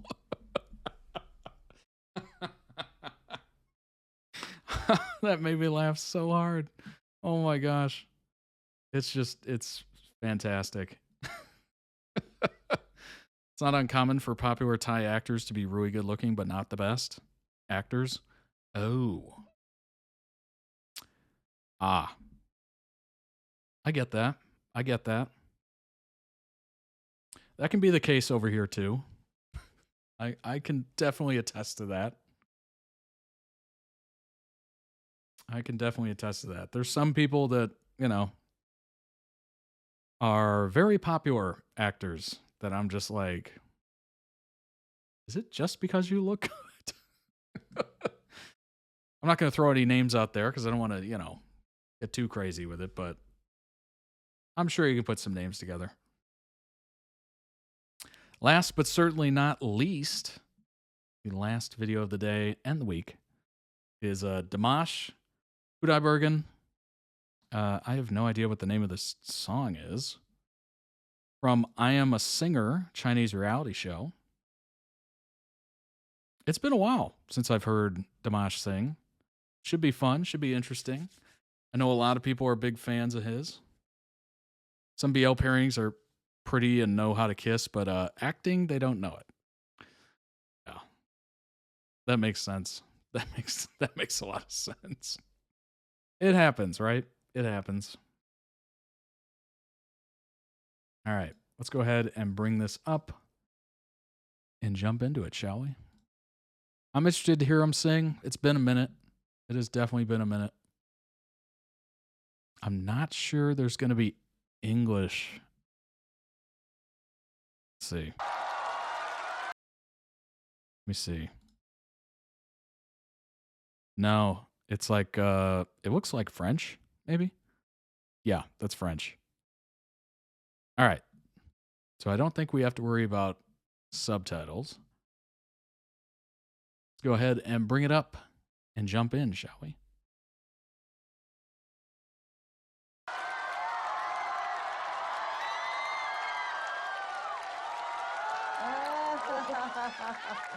Oh, 我觉得好帅哦，上镜。我觉得有点像林志炫啊。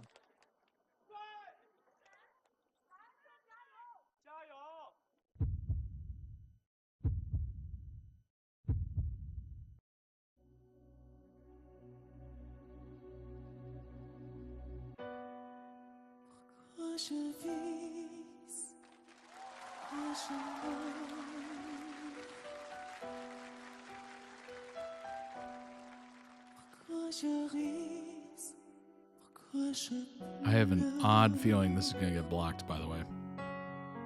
Usually these shows get blocked for me, which is weird because this is a third-party channel hosting this.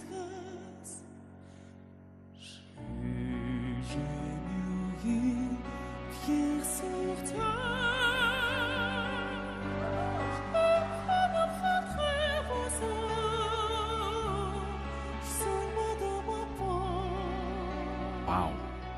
Wow, that range.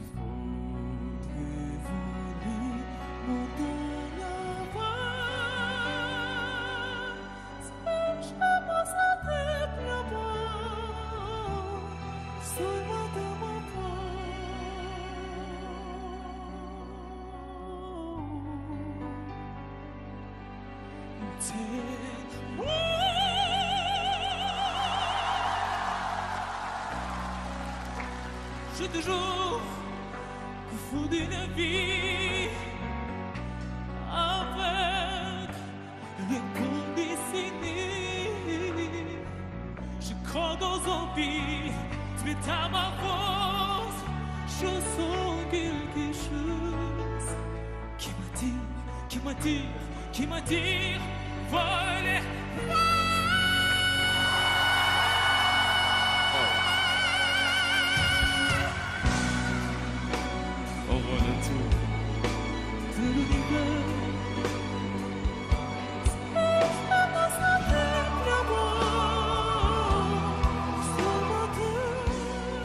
Falsetto is wild.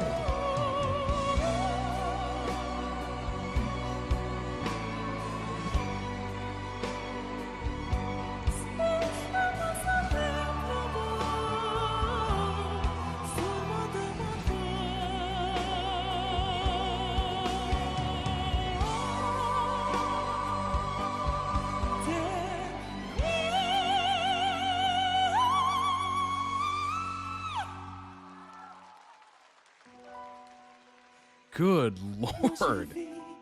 Is that called a whistle note?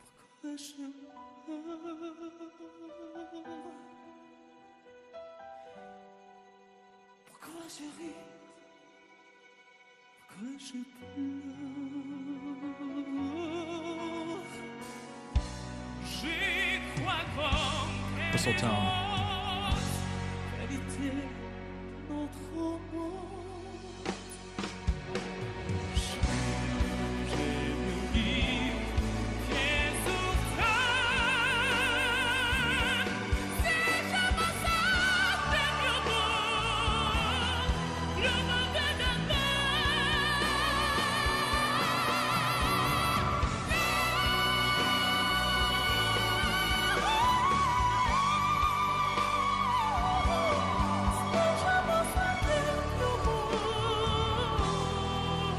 Of course it was Jeff.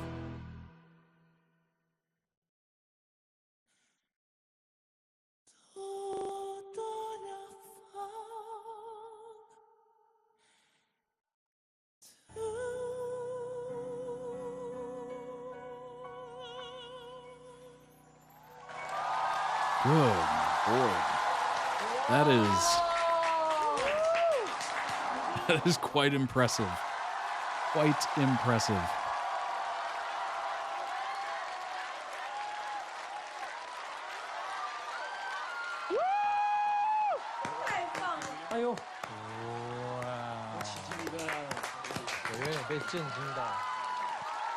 Thank you very much. 谢谢. Thank you very much, Maestro. Thank you very much. You know what I find most impressive about that? Number one is the range, right? The range is incredible. Amazing voice indeed. I had reacted to a video of his, a performance of his, maybe like, oh gosh, it's one of my first big videos. I'd never heard of him before, kind of surprised. I hadn't, but of course, then you think about it, there's singers all over the world. I haven't heard every single one. But hearing his performance, very similar to this, just shook me. I was like, whoa. Number one, the amount of vocal range is incredible. Number two, the falsetto is high. Number three, the vibrato in falsetto, like that's otherworldly. That's like world-class singer.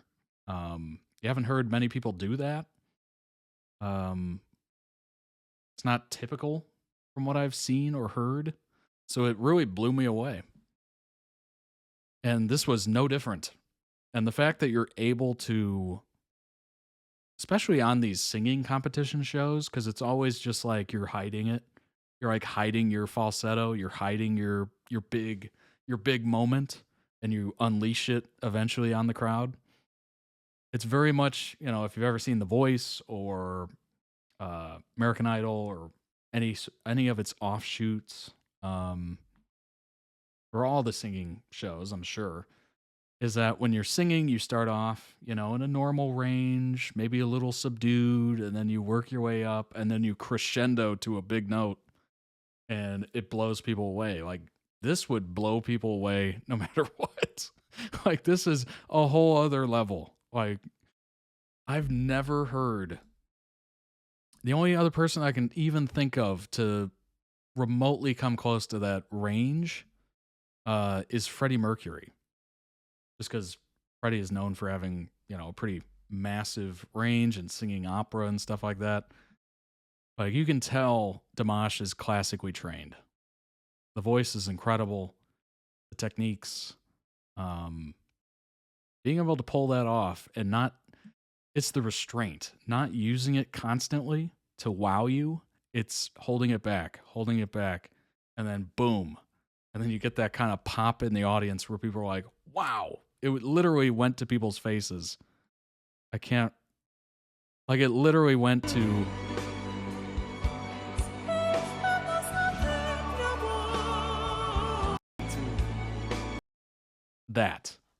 that's what you want. That's literally after a couple of those big notes, and it's just like, oh, you know, it hits you. It's impressive. You had people literally just like, wow. Look at that. That is such impressive. When people are clapping as you're singing, that's world class. I'm going to go ahead and throw some love on that. Link down below in the YouTube description for the original video. Go throw it some love as well. That has 23.6 million views. 23.6 million views. I'll post that in the Twitch chat as well. Check it out. Throw it some love. Also, check out more Dimash. You're going to enjoy it. Guaranteed. And let's look up some more information on this pretty amazing singer.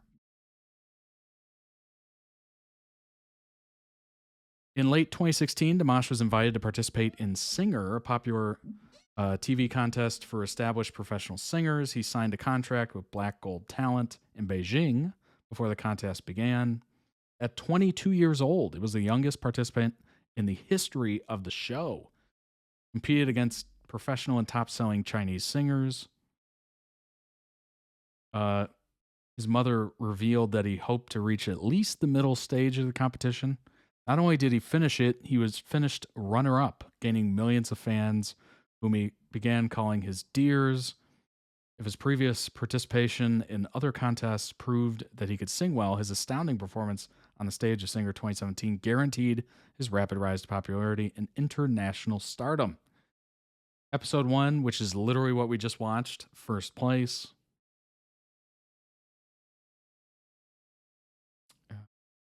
Stunning the audience, as we literally pointed out there, and participants alike with his rendition of this song. He received a standing ovation and won episode 1, becoming an overnight sensation in China the night of the broadcast.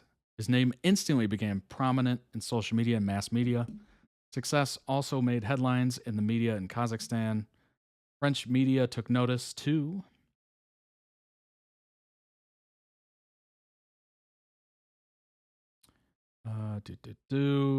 Spectacular rise to fame ever since.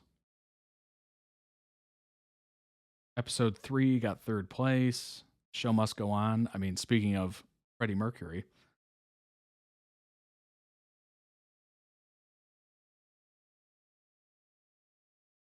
Episode 4, 3rd place. Episode 5, Uptown Funk. That's interesting. I'm sure that's pretty interesting. 6th place. Adagio, 1st place. Episode 7, 3rd place. Episode 8, 3rd place. Episode 9, All By Myself, 2nd place. Forgettable Day, episode 10, 3rd place. Episode 12, Confessa Diva Dance, 2nd place. Episode 13, A Tribute to MJ, 2nd place. Episode 14, Give Me Love.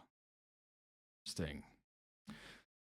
Professionally known as Dimash, born in 94, Kazakh singer, songwriter, multi-instrumentalist, university trained in classical as well as contemporary music, known for his exceptionally wide vocal range. He's performed songs in 12 languages. 12 languages. That's incredible.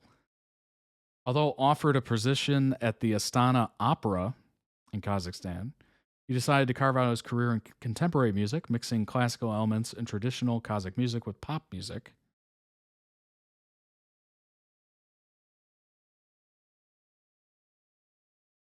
And let's see here. Began performing at a young age, singing and playing piano. First appeared on stage at the age of 2 in a minor role in a local theater production.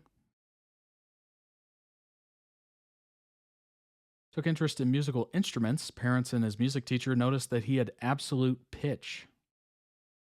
At the age of 5, he began to take piano and vocal lessons at the children's studio of the local music college. First sang on stage the same year at the age of 5. At the age of 6, he won the National Piano Contest. Wow. Gifted musically is putting it lightly. At the age of 5, he began taking violin and singing lessons.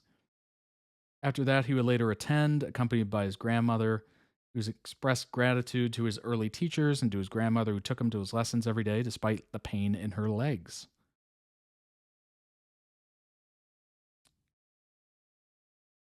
In 2009, completed a Broadway musical masterclass.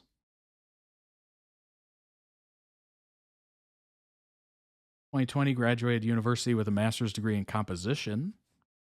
By defending his master's thesis with a perfect score and received a recommendation for admission to doctoral studies in music. Wow, 2022, he became owner of the International Scholarship. That's very nice. Awarded to high-performing students from Kazakhstan to study overseas, all expenses paid, provided that they return to Kazakhstan to work for at least 5 years after graduation. He began singing and playing piano throughout his childhood. Very impressive. Full list of awards. Oh my gosh.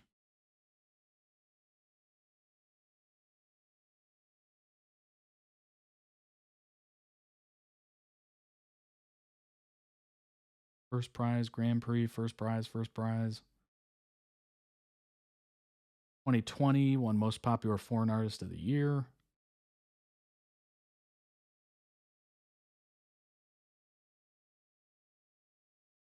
Most Popular Singer of the Year, 2018. Wow.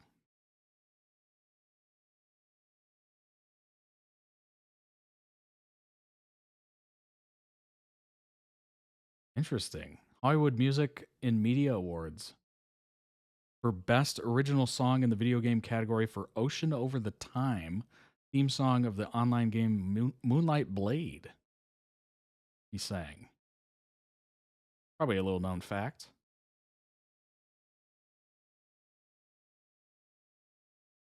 Wow, lots of awards. I'm sure more are coming. Dimash wins audience vote at World's Best Competition, voluntarily leaves competition. This was in 2019. Voluntarily left the World's Best Competition and won the audience vote for the best performance singing French song, SOS, which we just heard. At the final stage, sang the Adagio song, which he previously won the 6th round of I Am Singer competition in China. After the performance, he announced the completion of his participation, explaining that he wants to give way to the younger participants, 12-year-old Kazakh singer and Indian pianist.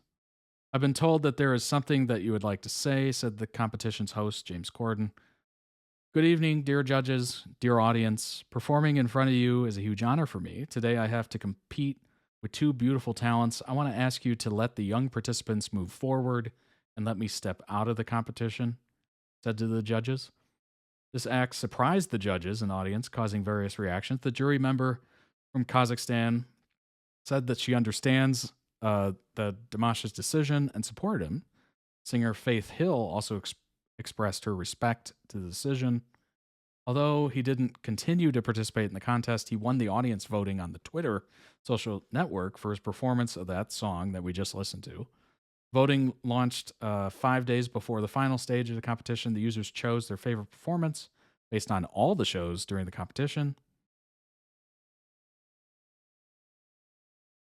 The young pianist passed to the finals.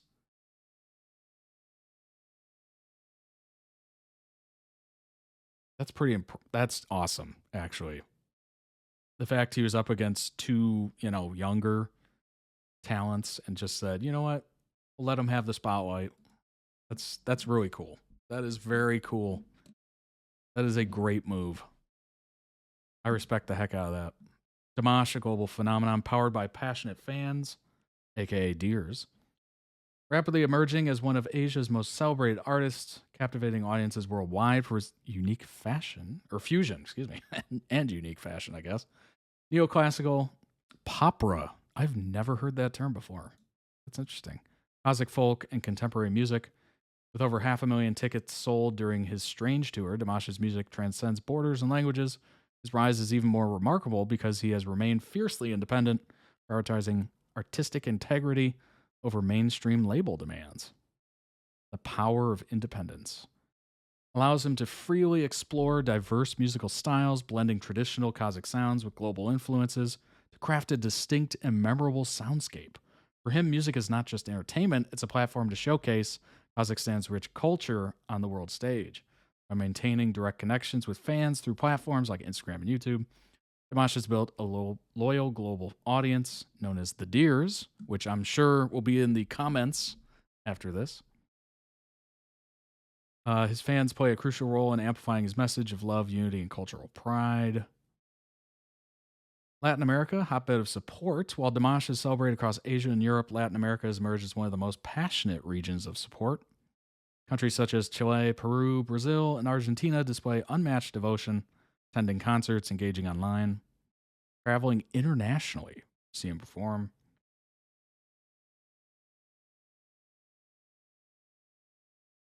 Wow. During his tour, Latin American deers proudly waved their flags during a 40-plus hour flight to be there. Oh my gosh. I think the longest flight I've ever done was 3.5, 4 hours, something like that. 40 hours sounds wild to me. That sounds like a lot. Dimash often expresses his gratitude for their energy and loyalty, saying Latin America has a special place in my heart. Their passion is unlike anything I've experienced. Brazil is famously a crazy place to have fans. It's awesome. That's a cool thing to have such like a passionate fan base. Global movement of the Deers. Deers are more than a fan base, they're cultural ambassadors.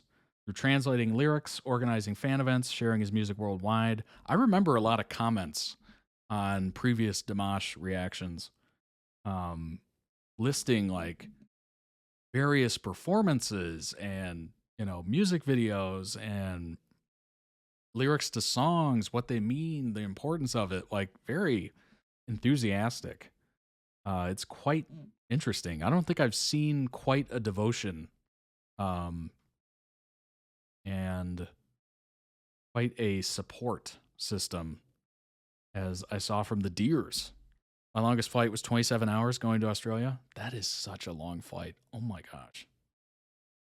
If I'm flying for anything close to that, I would, and I can't even afford it, but I would need one of those like lay flat plane beds so you could take like a nap or something or sleep. I can't imagine. But of course, that's like, isn't that usually like business class or something? It's outrageously expensive. But, you know, one of those that, you know, you can just power recline and then all of a sudden you're just, you know, asleep.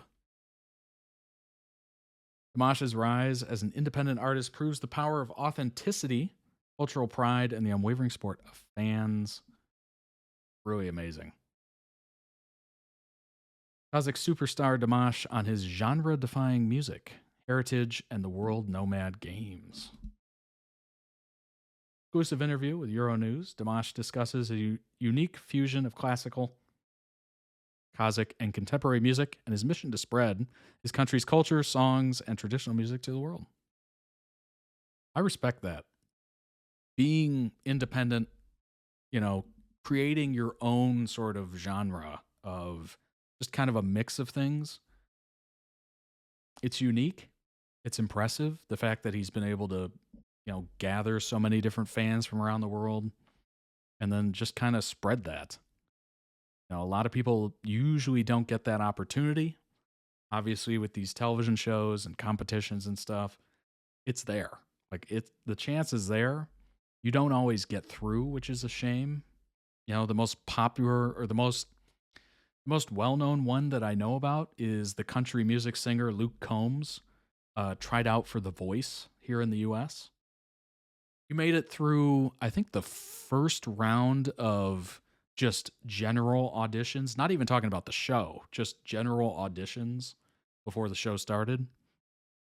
And then he didn't make it through to the show. And now he's like a massive country music singer, superstar, Grammy Awards, etc. Like now it's just, looking back at that, it's so interesting. Like that door was closed, but he still made it big. So the opportunities are still there, even if you don't make it onto the show. But it definitely helps to make it onto the show. Get in front of people, get more eyeballs on you. People can see how good you are. It's all about effort. Dimash had the effort. He made the show. He put in the time. He put in the work. He trained since a kid, since he was really young, like 2 years old. Like clearly put in the time and the effort and earned the spot. Dimash said, I remember when the director of the Astana Opera invited me to work with them, but I knew that I wanted to perform in all kinds of music genres. Now, if I want to sing opera, I can do it at my concerts. I have that freedom. I have deep respect for the opera. Just a few months ago, a dream came true when my teacher, Placido Domingo, invited me to perform with him in Europe. He told me, you only have 2 days to prepare for this. I couldn't say no. When I was 5 years old, we had VHS tapes of Placido Domingo and Pavarotti performing at home. Those concerts inspired me to become a singer. I told Domingo that I became a singer because of him. I wanted to be like him. Vocally, they are the best. Oh my gosh. If you haven't seen Pavarotti, if that name sounds familiar and you can't put, words to a voice, you need to check out Pavarotti on YouTube. It is fascinating how good of a voice he had. It's really awe-inspiring. And Dimash does a dang good job at singing opera too. So to have these two as idols and to, be able to get to their level is pretty impressive.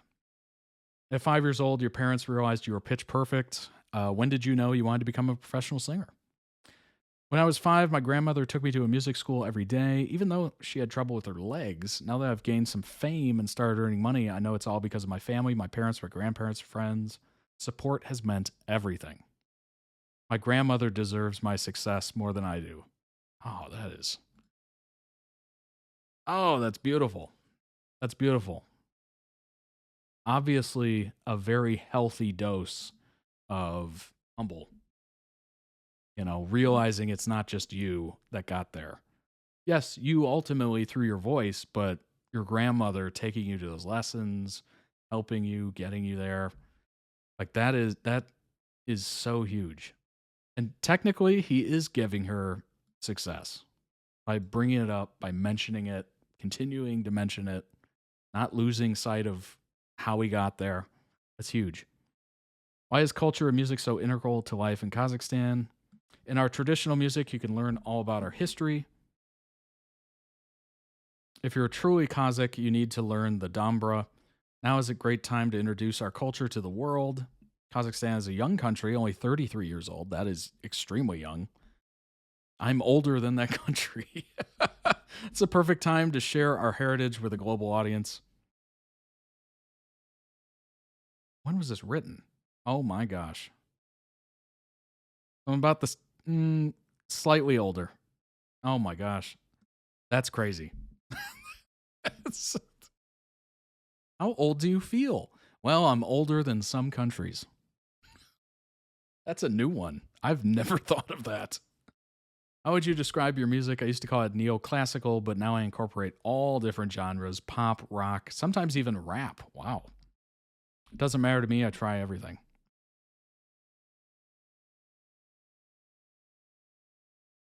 My mission is to introduce our country's culture, songs, and traditional music to the world. I performed in audiences of 20 to 30,000 people around the world in New York, Europe, Asia.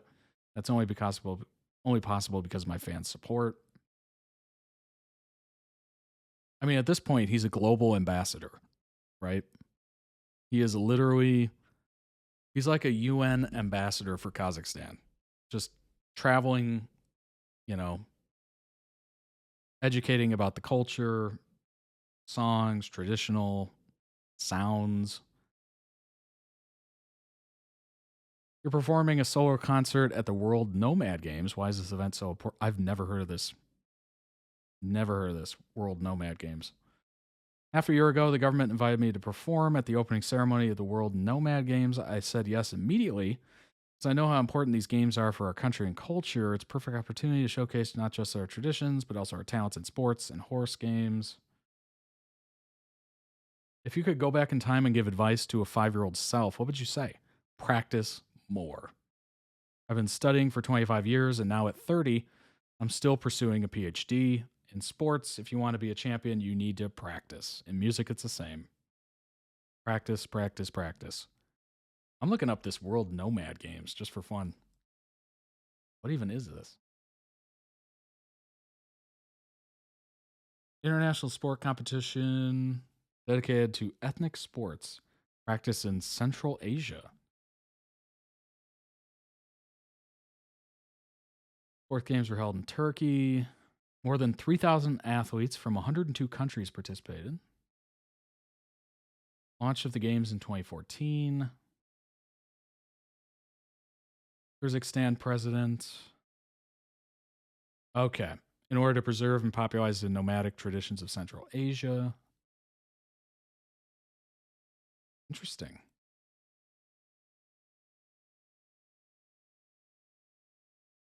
All right, so the sports, kind of belt wrestling. Interesting. Wear trousers, jackets, and belts. Must hold on to their opponent's belts at all times. I think I've seen that, weirdly. I'm pretty sure I've seen that. Objective is to throw their opponent onto the mat. And you're given scores for it based on what part of the opponent lands on the mat. Interesting. I think I've seen that in some video or something. Nomad games look really cool. I've seen pics before. We got a game here. Sport mixing falconry, mounted archery, and hunt assisted by... Hang on, what's that? Oh. A dog. Sighthound. That looks fascinating. At the end of the contests, the winners of the different disciplines receive an award. The main disciplines are hunting with eagles, hunting with a sighthound, sighthound races, and mounted archery. Whoa. That is an interesting... It's an interesting, eclectic sport. Wow. That would be cool to watch. The guy. Horse racing, of course. It's classic. Equestrian sport, right? Wait, what? A form of wrestling on horseback? What? That needs to be an Olympic sport. That sounds fascinating. The rules allow dangerous holds such as holding the flanks, arm muscles, and joints. The horse's skill is as important as the rider's in this kind of wrestling. Horses need to be heavy, strong, and biddable. That is wild. That is wild. Participants must be at least 19 and medically certified. 18-year-old if you're in excellent shape. All right, so it's based on weight. That makes sense. Mounted referee. Wear a costume that leaves them naked to the waist. Last an average of 6 minutes, but the game stops if a horse or wrestler is hurt. Oh my gosh. In this case, a 2-minute break is allowed to the injured wrestler for a medical examination. If he does not resume wrestling after this time, his opponent wins. How are you getting injured like that? At the end of the game, the total number of points decides the winner.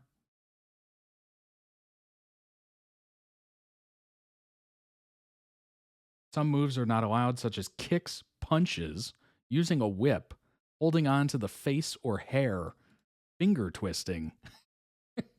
Yes, the finger twisting incident of 2008. I remember it fondly. If a wrestler keeps a hold of the opponent's horse for 3 seconds, he earns a point. You got to be like karate chopping arms away from your horse. If a wrestler keeps hold of his opponent for 3 seconds, manage to unbalance his opponent. This is such a wild sport. Whoa. It's like combat, hand-to-hand combat on horseback. Okay, obviously the biggest points is making the opponent fall. That makes sense. What a crazy sport. I love it. Mancala family game. I love how fighting and wrestling on horseback, and then next to it is Mancala. What?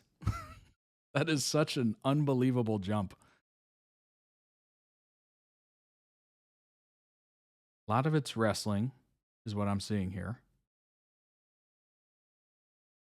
Sports similar to Buzkashi, where riders fight for a goat carcass. Oh. National sport of Afghanistan. Attempt to place a goat or calf carcass in a goal. Mangala, Turkish Mancala game. Interesting. All right, so they've held it pretty much every 2 years. And the next one's coming up in 2026. Oh, they just held it in Kazakhstan, 2024. In Astana. Nice. Wow, they're second in medals. Pretty cool. Very neat. Wow. Interesting sports. It's amazing how different they can be from across the world, you know? You know, we think obviously worldwide is the first thing you think of is the Olympics. But I like the fact that there's more regionalized, traditional sports and sporting events. It's very cool. I wish they'd like televise it more widely. That'd be kind of cool. Some of those seem very dangerous. I'm not gonna lie. Some of those seem extremely dangerous. But would be interesting to watch, I guess.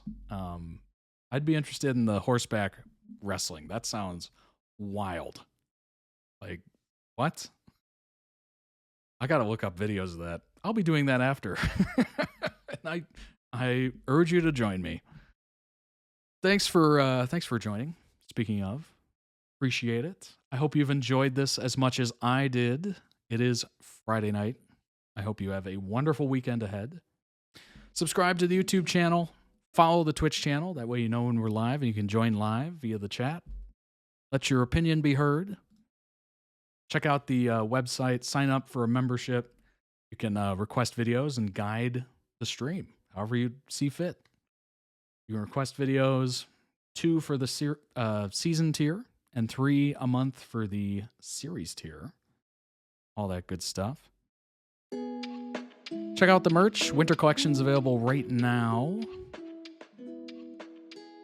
It will be leaving for the summer collection eventually.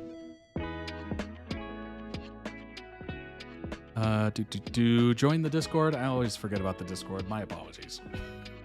I never forget about it, but I do forget about it sometimes. Join the Discord. It's free. It's available. All these wonderful people you saw in chat here tonight usually are in the Discord. I'd say about 100%. But yeah, check it out. I appreciate it. I hope you have a tremendous weekend. I will see you again on Monday for another exciting stream. Take care, everybody. Do something fun this weekend. Thanks for joining. I appreciate it, Jace, Rocco Kitty, and Luke. Shout out to the mods for providing such wonderful information for us. And yeah, I hope you all have a tremendous weekend again. I will see you on Monday. Take care of yourselves.